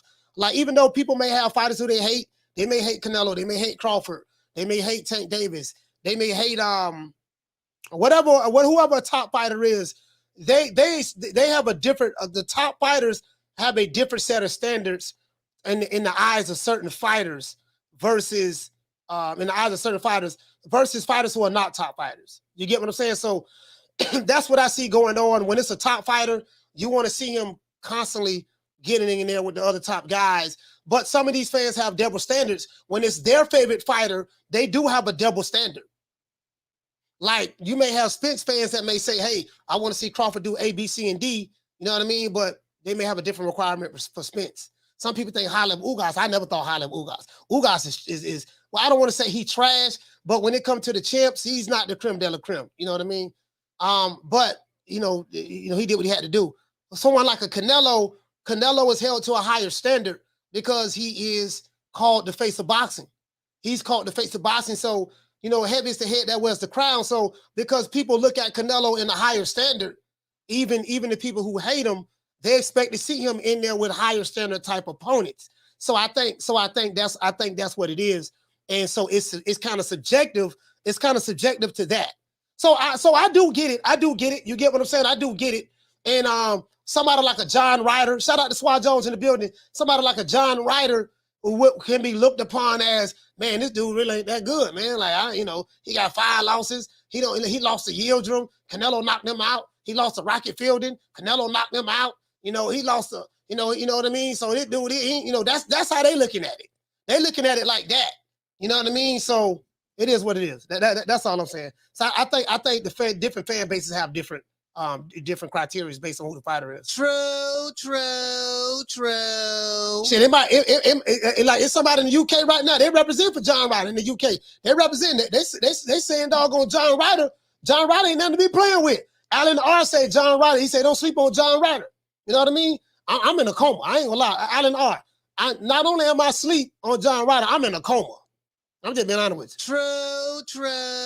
True. I'm in a coma, man. I see him getting stopped and fired with a body shot. Not only am I asleep on Ryder, I'm in a coma.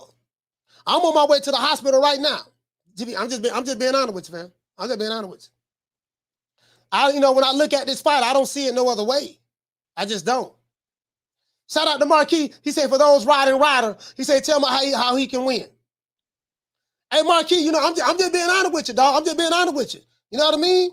This ain't no shade. This ain't no shade to John Ryder. I'm saying, not only am I sleeping on John Ryder, I am in a coma. I don't listen. I don't see no possible way he gonna get out of Mexico alive with a victory against Canelo. I don't see it. So, for all you who ride with Ryder, y'all gonna make a whole lot of money, boy. Y'all gonna make a whole lot of money. Shout out to Swat Jones. He said Ryder ain't got a chance, man. He said no disrespect to him, but that's a steep hill. In Mexico too, he fighting Canelo. Man, I'm just saying, dog. I'm asleep. I'm in a coma. I'm sedated. I'm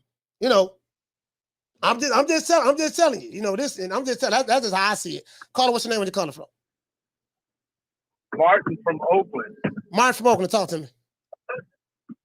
Yeah, I'm no fan of John Ryder, but at the same time, I look at, the man's credentials, no matter how thin they might be. And one thing that doesn't escape me is the fact that, for one, he beat Danny Jacobs, whether it was legit or not.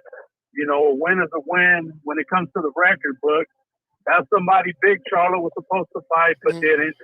Then you got, Zach Parker, who Andrade was supposed to fight but didn't. So that in and of itself, all these people that are always calling Canelo a duck behind, not fighting Andrade and Big Charlo, here he has a guy that beat those two dudes, And I mean, obviously, it's not something I would take. Who beat those two dudes? What you talking about? I'm talking about John Ryder. John Ryder beat Zach Parker. Zach Parker was supposed to fight Andrade about 6 months ago, and he doesn't. Yeah, he broke his hand. Yeah, I think he broke his hand in the fight, John Ryder. I mean, not John Ryder. Yeah, so that. So that has to count for something. And then the fact that all these guys that Canelo beat, yeah, he beat them, but none of these dudes knocked Zach Parker out. So John Ryder out. It gives the man a fighting chance. I don't think he's gonna win, but if he survives, I don't think it's gonna, look bad on Canelo unless he's over here getting outclassed to the point where, it's gonna be a controversial decision win where people are gonna be arguing about it should have been 7-5 for Ryder instead of 9-3 for Canelo type of thing. You know what I'm saying? Do you see John Ryder going? Do you see John Ryder going into the championship rounds with Canelo? Is he that good or what? I mean, he went the distance with all these other cats.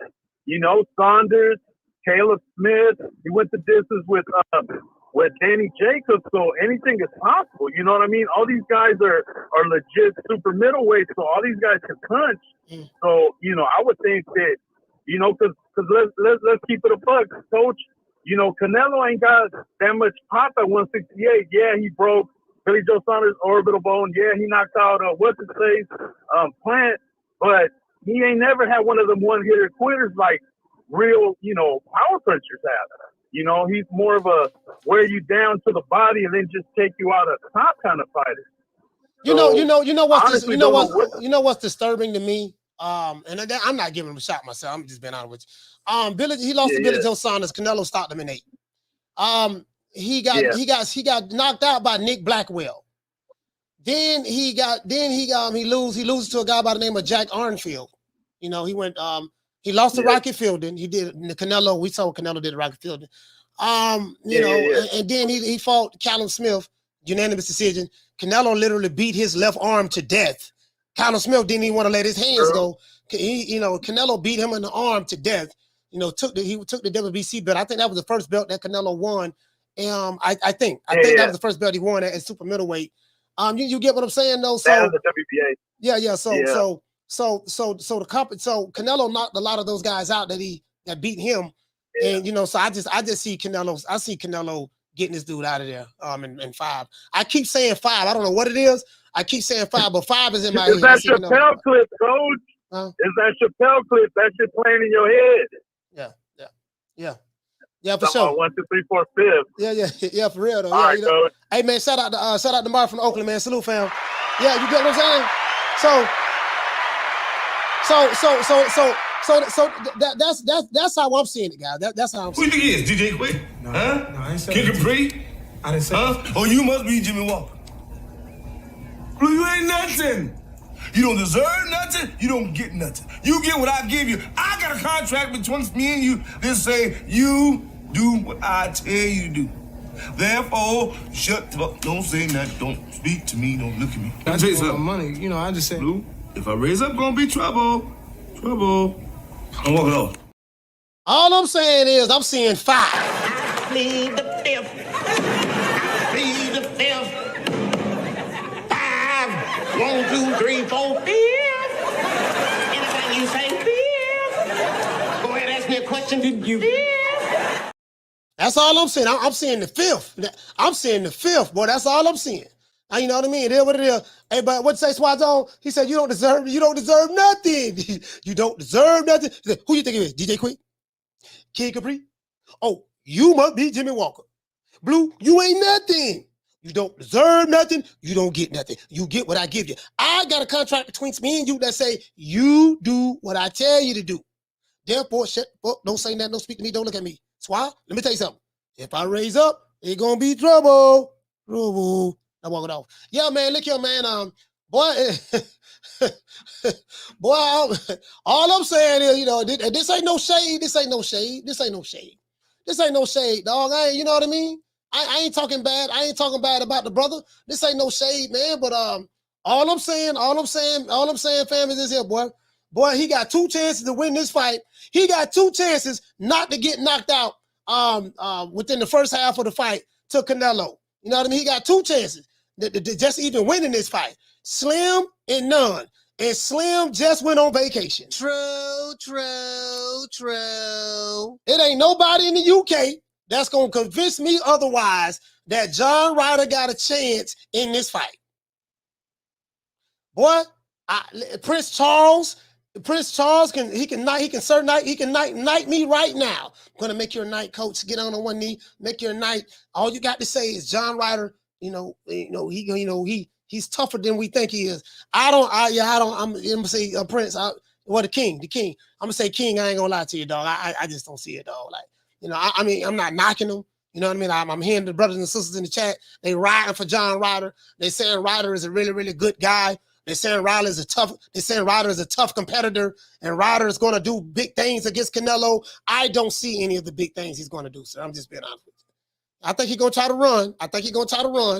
You know what I mean? I think he's going to do that, but I think he's going to get broke off. I'm calling. What's your name? Where you calling from? Hey, Coach. This is the boxing scientist from Cali. What up? Boxing scientist from Cali. Talk to me. Yeah, I just wanted to call in because you brought up a good point earlier when you said if Ryder was fighting Benavidez, nobody would be talking trash. They would be cool with that fight, you know. And No. What I was saying was, if it was, I said you got 2 different fans. You have PBC fans and you have Canelo fans. Canelo fans are defending John Ryder, saying John Ryder is a really, really good fighter, and this is a good fight for Canelo. PBC fans are saying Canelo is fighting another bum, cherry pick. This ain't the fight we want to see. So my question is, if John Ryder was fighting David Benavidez, will Canelo fans keep that, say, hey man, this is a good fight for David Benavidez, John Ryder's a good competitor? Or would they say, oh man, you fighting a dude with 5 losses, you fighting a bum? And on the flip note, will the PBC fans say, yeah man, John Ryder's pretty good, he got a good resume, and this is a good fight for David Benavidez? I think that the fans will switch their position if it was the other way around. Well, I'm a Canelo fan, and I would pay to see that Ryder versus Benavidez. I think it would be a good, solid test for Benavidez.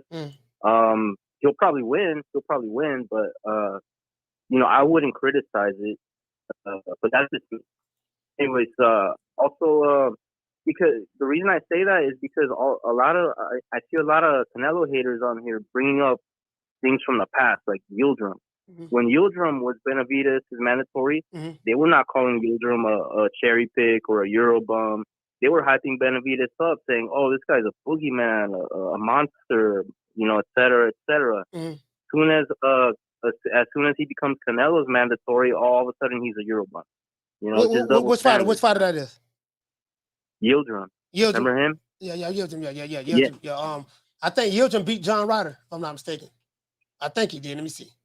Did they fight each other? No, that wasn't Yildirim. That's Rocky Fielder. That's Rocky Fielder. Sorry about that. That's Rocky Fielder. Yeah.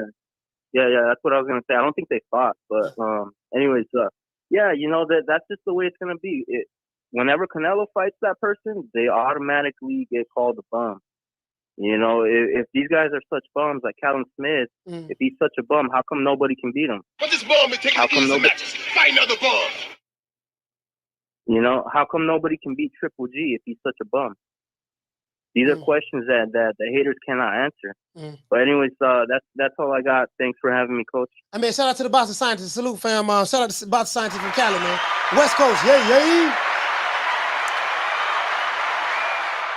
Jose, what did he say, fam? He said Ryder is a good fight to see where Canelo is currently. Yeah, and he's his mandatory. He's his mandatory. He said if he blows him out, Canelo good. If he wins but looks bad, he will be labeled as finished. Yeah, you know what, Jose? You're right about that. He's going to have to win this fight in spectacular fashion. I don't think Canelo's going to lose, but he's going to have to win this fight in spectacular fashion.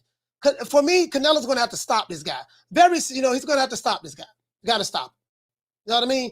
I think his fans want to see him get a stoppage. And I'm going to tell you what I'm looking at. He's fighting in Mexico for the first time in years. I think the last time he fought in Mexico, he was with Golden Boy. He's fighting in Mexico. The government officials are going to be out there. The Mexican drug cartels are going to be out there. All of the people are going to be out there watching this fight. He has to win this fight in spectacular fashion. Shout out to the one, Mr. Ham. For dropping that quarter of a bam dub on your boy. Hey, Leroy. Super chat. He's gonna have received. Playtime's over, boy. Hey, shout out to one of Mr. Ham. He said, "Great show, Coach. It'd be good for Canelo to waive his no Mexican fighters clause and prep for a bit of it for you, D Block, before the Ryder fight." Hey, you know what, man? Hey, man, that was a low blow. That's wrong, isn't it?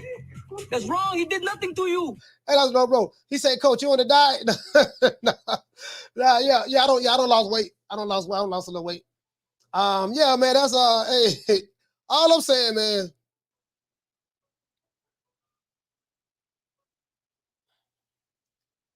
Caller, what's the name? Where you calling from?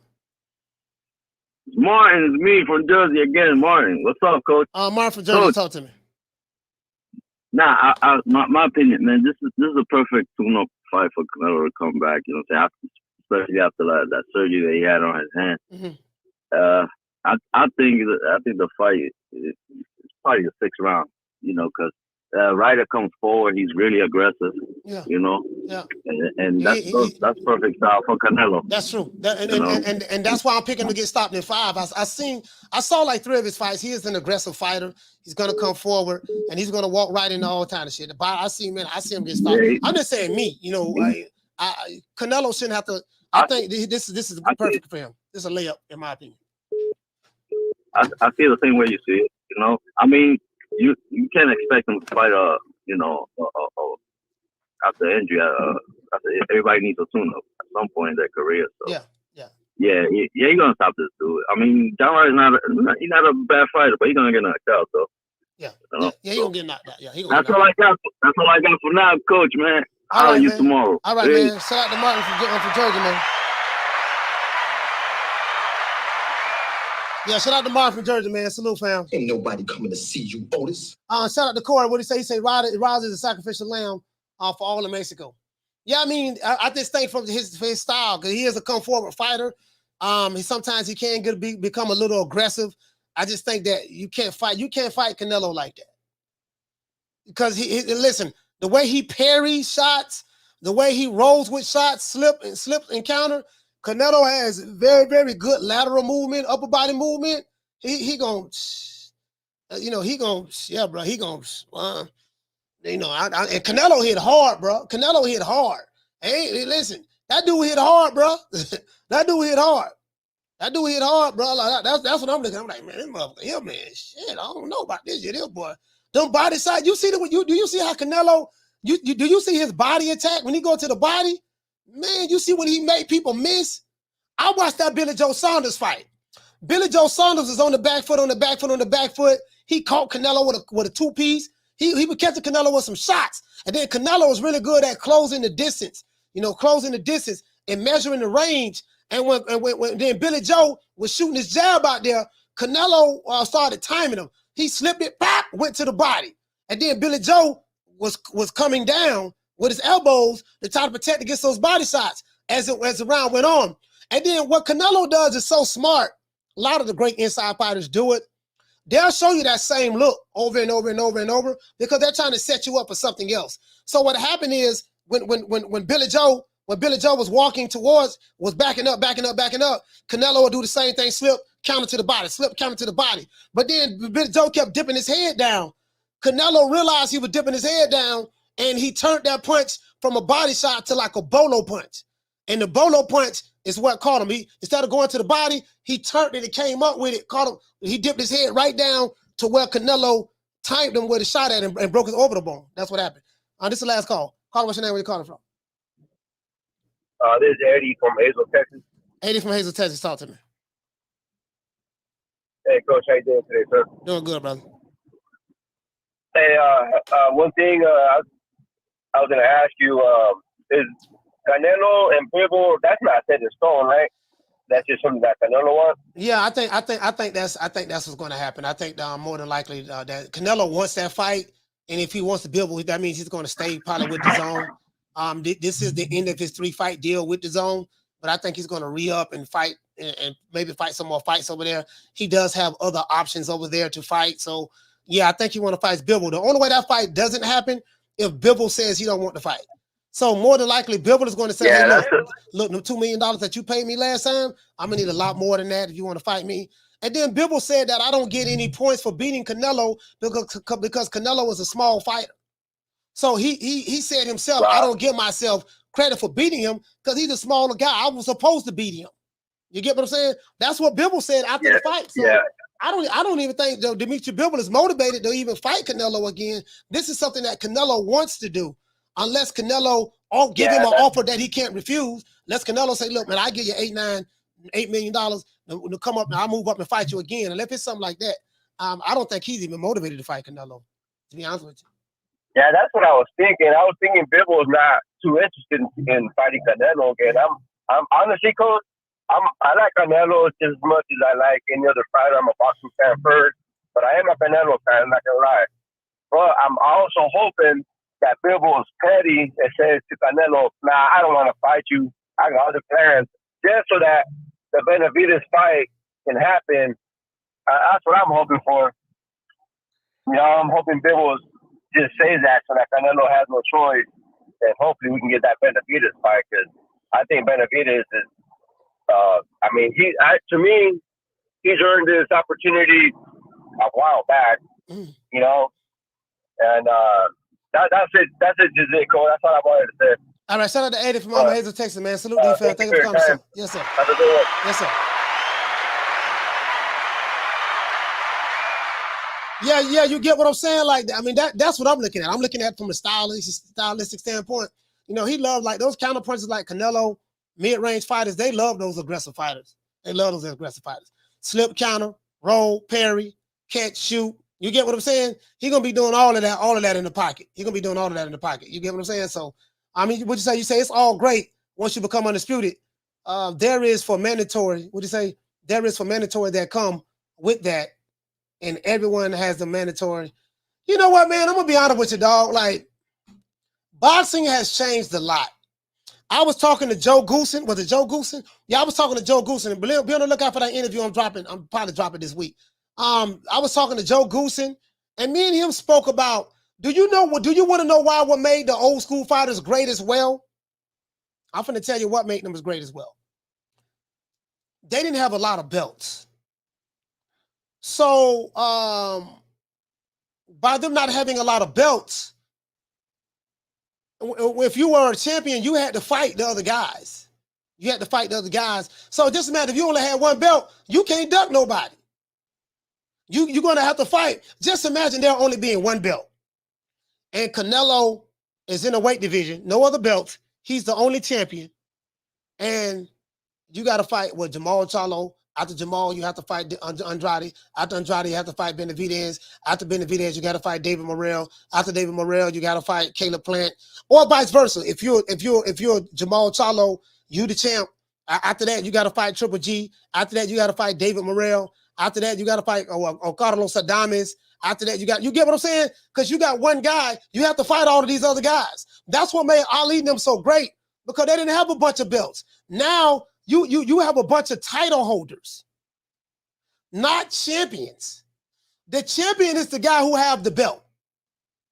In this case, in the super middleweight division, Canelo is the ultimate champion because he have all of the belts. Terrence Crawford is a champ, but he's a title holder. He's the WBO title holder. Errol Spence is a unified welterweight title holder. He has 3 belts. In order to become the champion, you're going to have to fight. You got to unite all the belts together. Once you bring all of the belts together, that's the champ. There's only one champ. It shouldn't be no, I'm a WBO champ. I'm a WBC champ. I'm an IBF champ. You get what I'm saying? It's like being Thanos. You have the gauntlet, you have the glove, but in order to have the ultimate power, you have to have all the Infinity Stones. If you only have one Infinity Stone, then Iron Man got the other Infinity Stone, then the Hulk has the other Infinity Stone, then Wonder Woman has the other Infinity Stone. Well, I think she DC. You guys get what I'm saying? You know, you got to bring them all together in order to become that ultimate guy. And I think that the way the sanctioning bodies are set up, the politics and stuff like that, it makes it damn near impossible. It makes it damn near impossible. So this is why anybody can be a champ today. Anybody can be a champ today, but you're not a champ. You're a title holder. You're a title holder.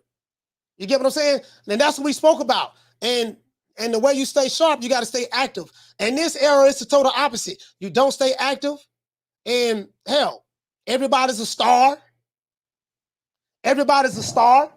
You get what I'm saying? So everybody's a star. Roland Romero's walking around saying he's a star. Everybody's a champ. You know, you ain't got to beat nobody. They saying you're a champ. Hey, shout out to Swat Zone. He said, yes, coach. That's what makes it hard to respect these new fighters. He said they can run north, east, south, and west. Yeah, you're right about that. And that's the thing. And so the criteria has changed. My problem is I still have that old school criteria in a new school era. I have that old school criteria in the new school era. Shout out to Food Revolution. She said too many belts and weight divisions. It's hard for fans to keep up, and we shouldn't have to. And it turns off new fans. You know what? Let me tell you. I want you guys to hear this. Anthony Joshua. Something I heard Anthony Joshua say. Anthony Joshua spoke about how when he was the unified champion, the fans loved him. And then he had a couple of losses to Usyk, and they kind of turned on him. And I think he was asked about undisputed. What about becoming undisputed? And Anthony Joshua said that, you know what? I'm not thinking about that anymore. I'm done with it. When I tried to make it happen, it was nearly impossible to make it happen. When he had 3 belts, he tried to make it happen with Deontay Wilder. Deontay Wilder said, as a matter of fact, I remember when Deontay Wilder said, I'm going to show you the double standards and the hypocrisies of some of these boxing fans.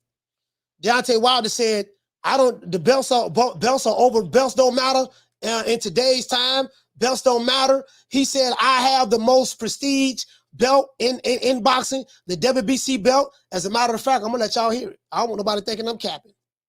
I'm going to let y'all hear it. He said, I have the most prestige belt in boxing. Shout out to Ring IQ. Ring IQ is the one that found this, that did this today. I saw Ring IQ. I saw Ring IQ. Harder than anybody else to try and unify this division. Hold on, and check it that's out. done with all of that. Check it out. As someone who's got a lie in it. Check it out. Listen to this. Finally, in men's heavyweight news, yesterday they held the press conference for this upcoming weekend's Joshua versus Franklin fight. Anthony Joshua. No one has really been talking about the Joshua Franklin fight, but let's continue. Criticism from UK fans after the Oleksandr Usyk fights, those losses, saying they supported me for a long time, and as their champion, they expect more from me. As someone who fights with that flag on my back, they expect more. I let a few people down, so I deserve the stick I get. He's very gracious with his answer, very PC, PG. So if you ask Let's see what he me, say about the I belts, think though. Underneath it all, he does feel a little bit raw about it. How much he did, how Yes, much Ring he IQ. single-handedly accomplished for the British boxing scene and all the money that started to flow through it as a result of his efforts and his fanfare. So what he was saying was, as a matter of fact, this is what the article was. Let me see. This is what the article was. So the belts don't mean nothing today. The belts don't mean nothing. Joshua was saying that, you know what? I'm just going to maybe get 1 belt, and that's it. He's done with it. And I hate to say it, dog, but that's the reality of the situation today. People don't respect, in today's time, they don't respect champions. They don't respect guys trying to become undisputed in today's time. They just don't. You have an old school fighter like a Canelo, belts mean a lot to him. He collected all of the belts. That's so hard for anybody in any other weight division to do. That's why it's so rare in today's time. There's only 8 guys that's been undisputed in the 4-belt era. Bernard Hopkins, Jermaine Taylor. We talking about men. Jermaine Taylor. 12 years later, Terrence Crawford.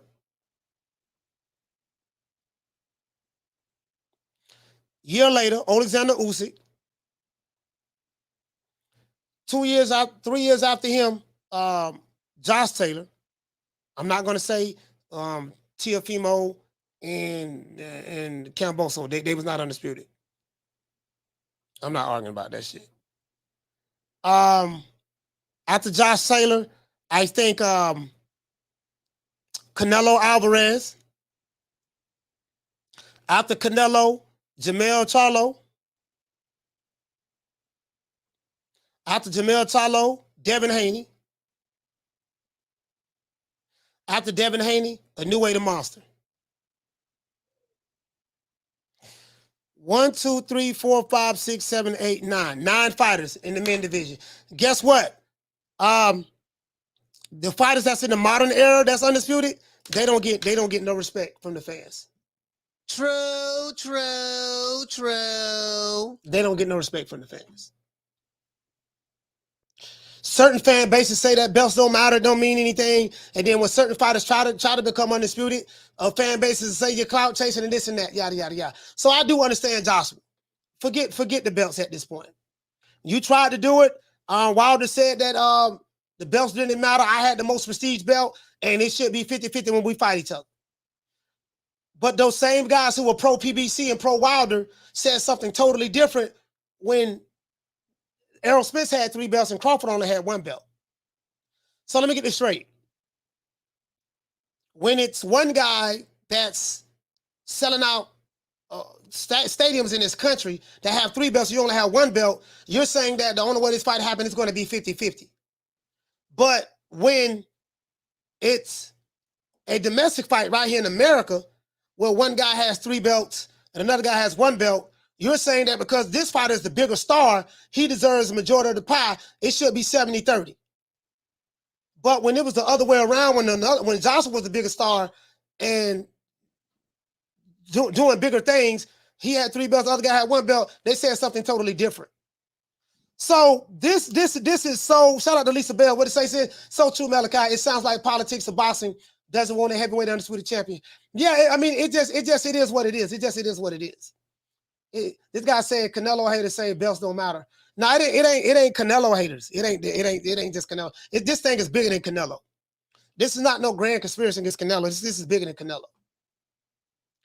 Schwab Joe, he say saying belts don't matter is straight cop out. Yeah, I mean, you hear Leonard Ellaby say it. I heard Deontay Wilder say it. But then he turned around and said, my belt is the most prestigious belt, the green belt. You get what I'm saying? And then Tyson Fury beat him up and took that from him.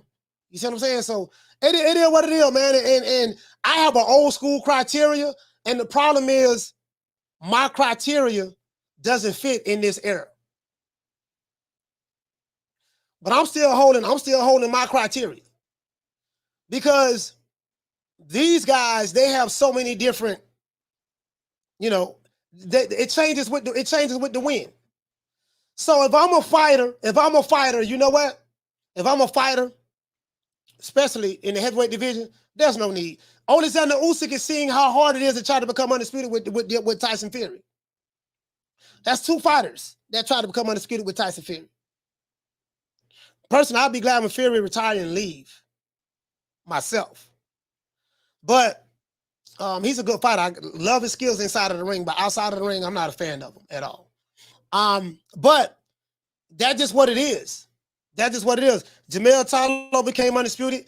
It was easier for him because all of the belts was PBC. He fought all PBC fighters. Canelo had to go around and fight a lot of fighters, but he fought guys that was on the zone, if I'm not mistaken. I think all of the guys he fought were the zone fighters outside of Caleb Plant, if I'm not mistaken. I'm not sure, but Josh Taylor fought in the tournament. Josh Taylor and Alexander Usyk, Alexander Usyk is my favorite fighter right now. Well, he's kind of like Josh was one of my favorite heavyweights. I'm not gonna lie, but Alexander Usyk is my favorite heavyweight right now.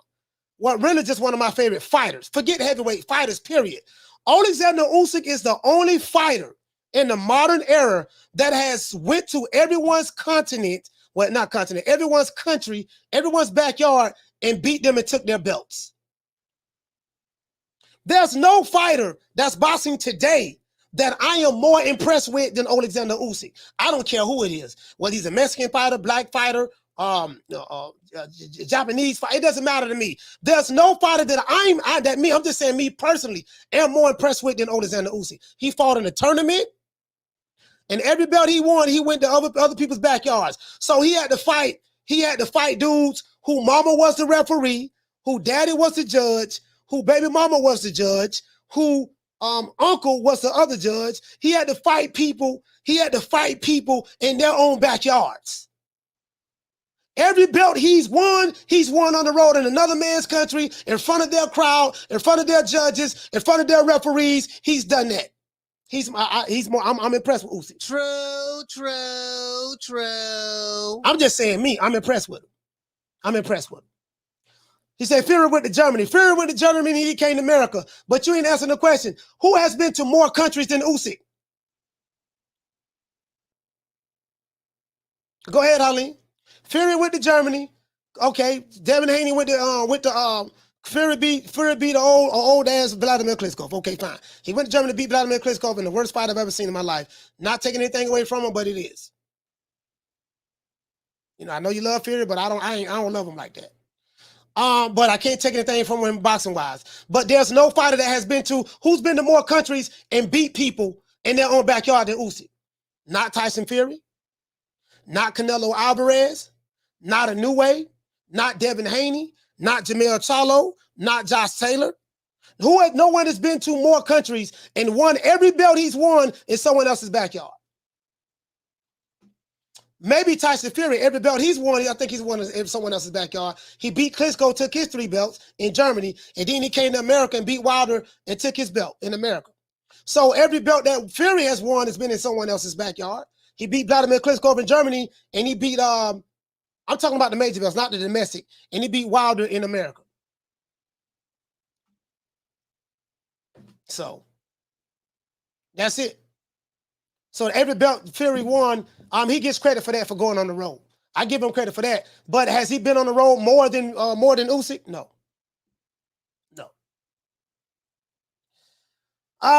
Shout out to Bruce Gaz. He said Usyk has to go to other countries as Ukraine is in a boxing hotspot. That ain't the point. Whether he have to do it or not, the fact of the matter is he does it. It doesn't matter that he have to go. I don't give a damn that he have to go. He don't have to do anything. He can say, you know what? I don't want to fight nobody else unless I fight him in Ukraine. He don't have to go chase other belts. He don't have to do that. That's not true. He don't have to do it. He could say, you know what? I don't want to get no other titles. But he chose to do it. There's a difference between having to do something and choosing to do something. He chose to go to Russia and beat a Russian in Russia. He didn't have to do that. He chose to come to the UK. He put pause on not Billy Joe Saunders. What the main man name is? Tony Bellew. So, you know, he said technically U.S. isn't Canelo's backyard. He said he's about to fight in Mexico for the first time since he was a kid. No, America is Canelo's backyard. What did he predominantly fights at? If he predominantly fights in America, it's his backyard. He's in North America. It's his backyard. He lives in America. He has a house in America. You get what I'm saying? So, you know, it is what it is. So there's no fighter currently today that I'm more impressed with than Usyk, in my opinion.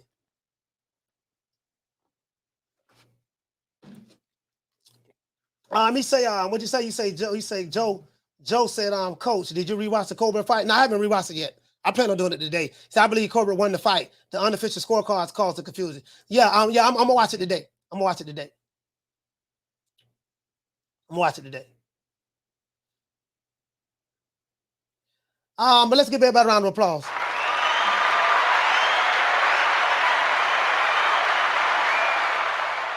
Yeah, man, it is what it is, man. It is what it is, man. Once again, it's on, man. I need to talk to you right now about my royalties and how you keep your books.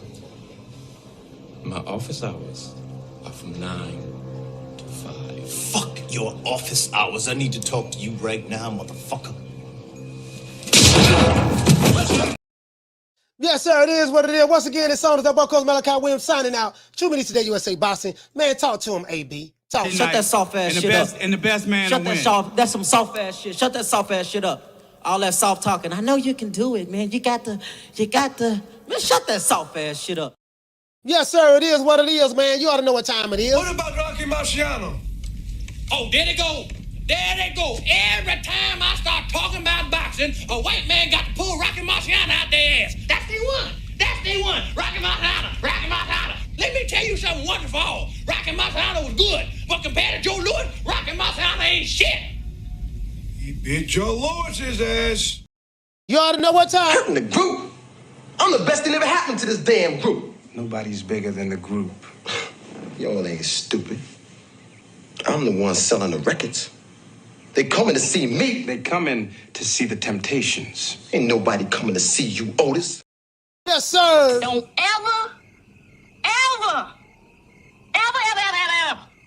come by here. Okay? Ray, talk to him. And who's the next big star under Mayweather Promotions? Ooh, we have quite a few young guns, as I say, you know, and I don't want to leave any names out, but we have a great roster of young talent, and we've been very selective about what we're doing, you know, again, because when you have, you know, an abundance of fighters, it's hard to kind of focus on. When a big fight is to be made, it has to make sense for both sides. No promoter or company is going to put their guy in an event with everything to lose and nothing to gain, especially when we talk about this. You know what I'm saying? Interesting. Yes, sir. I want to thank the whole hood who came out here. I love y'all. I did this for the hood. Y'all know I beat that boy. And you ought to know what time it is, man. They ain't got to like it, man, but they going to respect it. Nigga, when my name come up, respect it. Let's go. Stop playing with my fucking name. All three of y'all, stop playing with my name. I ain't gonna say it no more. Put some respect on my name. Yes, sir. You ought to know what time it is, man. Shout out to the #1 contender, man. Shout out to the #1 contender. Now, I am the #1 contender. I'm tired of James the Poodle, Grim Reaper, whatever you want to call himself, ducking me. All right, I'm tired of man driving around town in 8 Rolls Royces. He ain't fought nobody. I'm still in a bro hand. Don't you ever forget what we did for y'all. Don't ever forget, when I found you, you was strung out on coke. When I found you, you was like a big house, contemplating about killing yourself. So don't you ever forget who brought you to Big Time Box. I drugged you back. I brought you back. I provided food and put food on your table for your family to eat. And I'm doing it for the second time. So don't you ever forget that.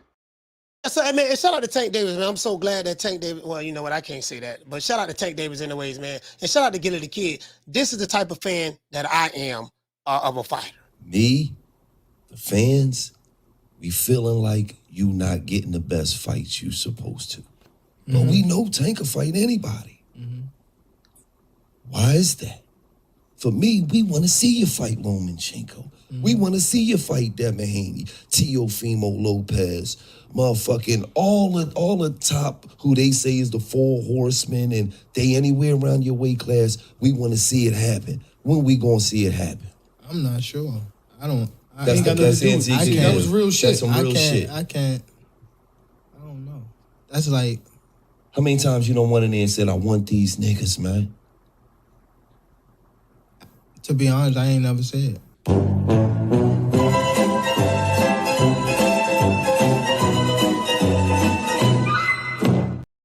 Hey, man, to be honest, hey, man, listen, man, I'm the type of dude, I want to see you fight Devin Haney. I want to see you fight Lomachenko.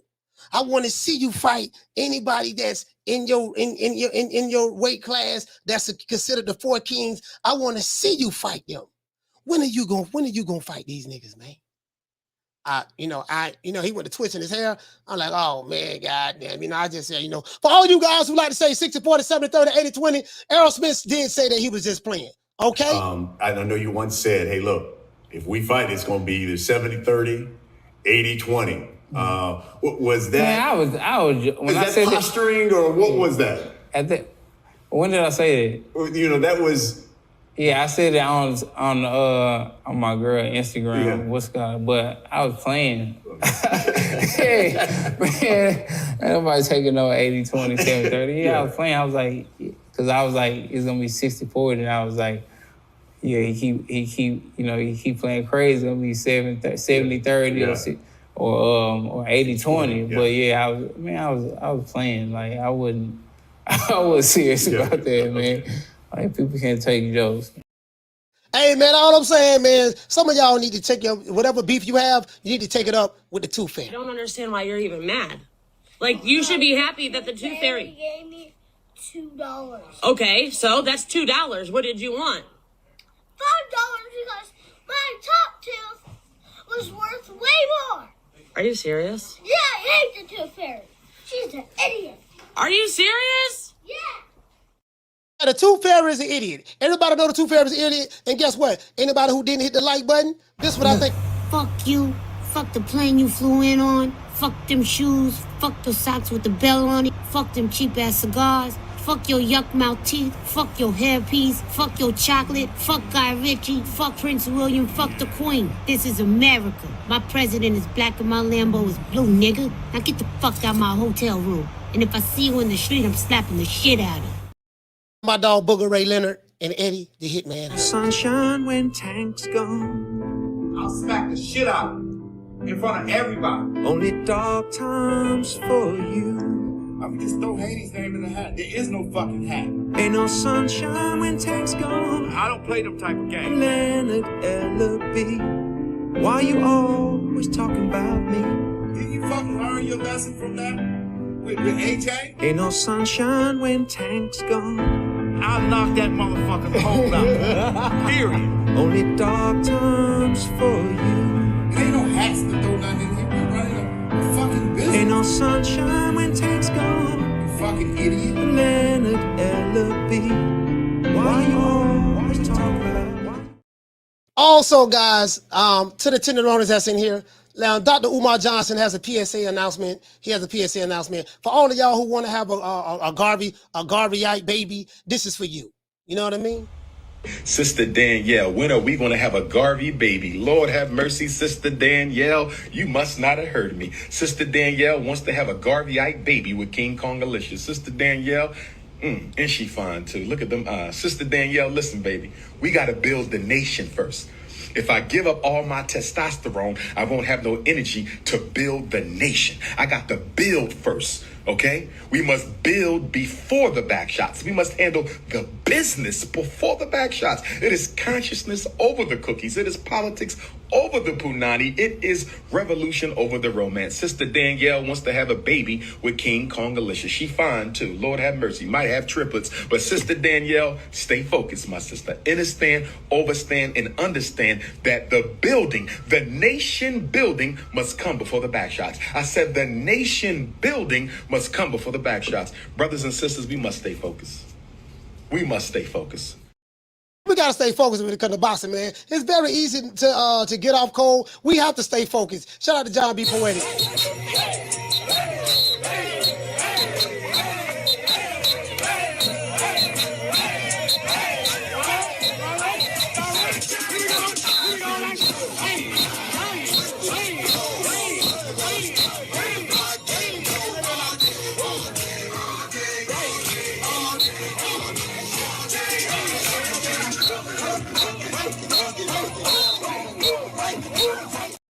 Once again, this song is up by Coast Back Out. We're excited out. True Bitty Today, USA Boxing. We're going to have a good one tomorrow, man. I'll see you guys tomorrow at 3 o'clock Eastern Standard Time. You know my motto. Don't meet me there, beat me there.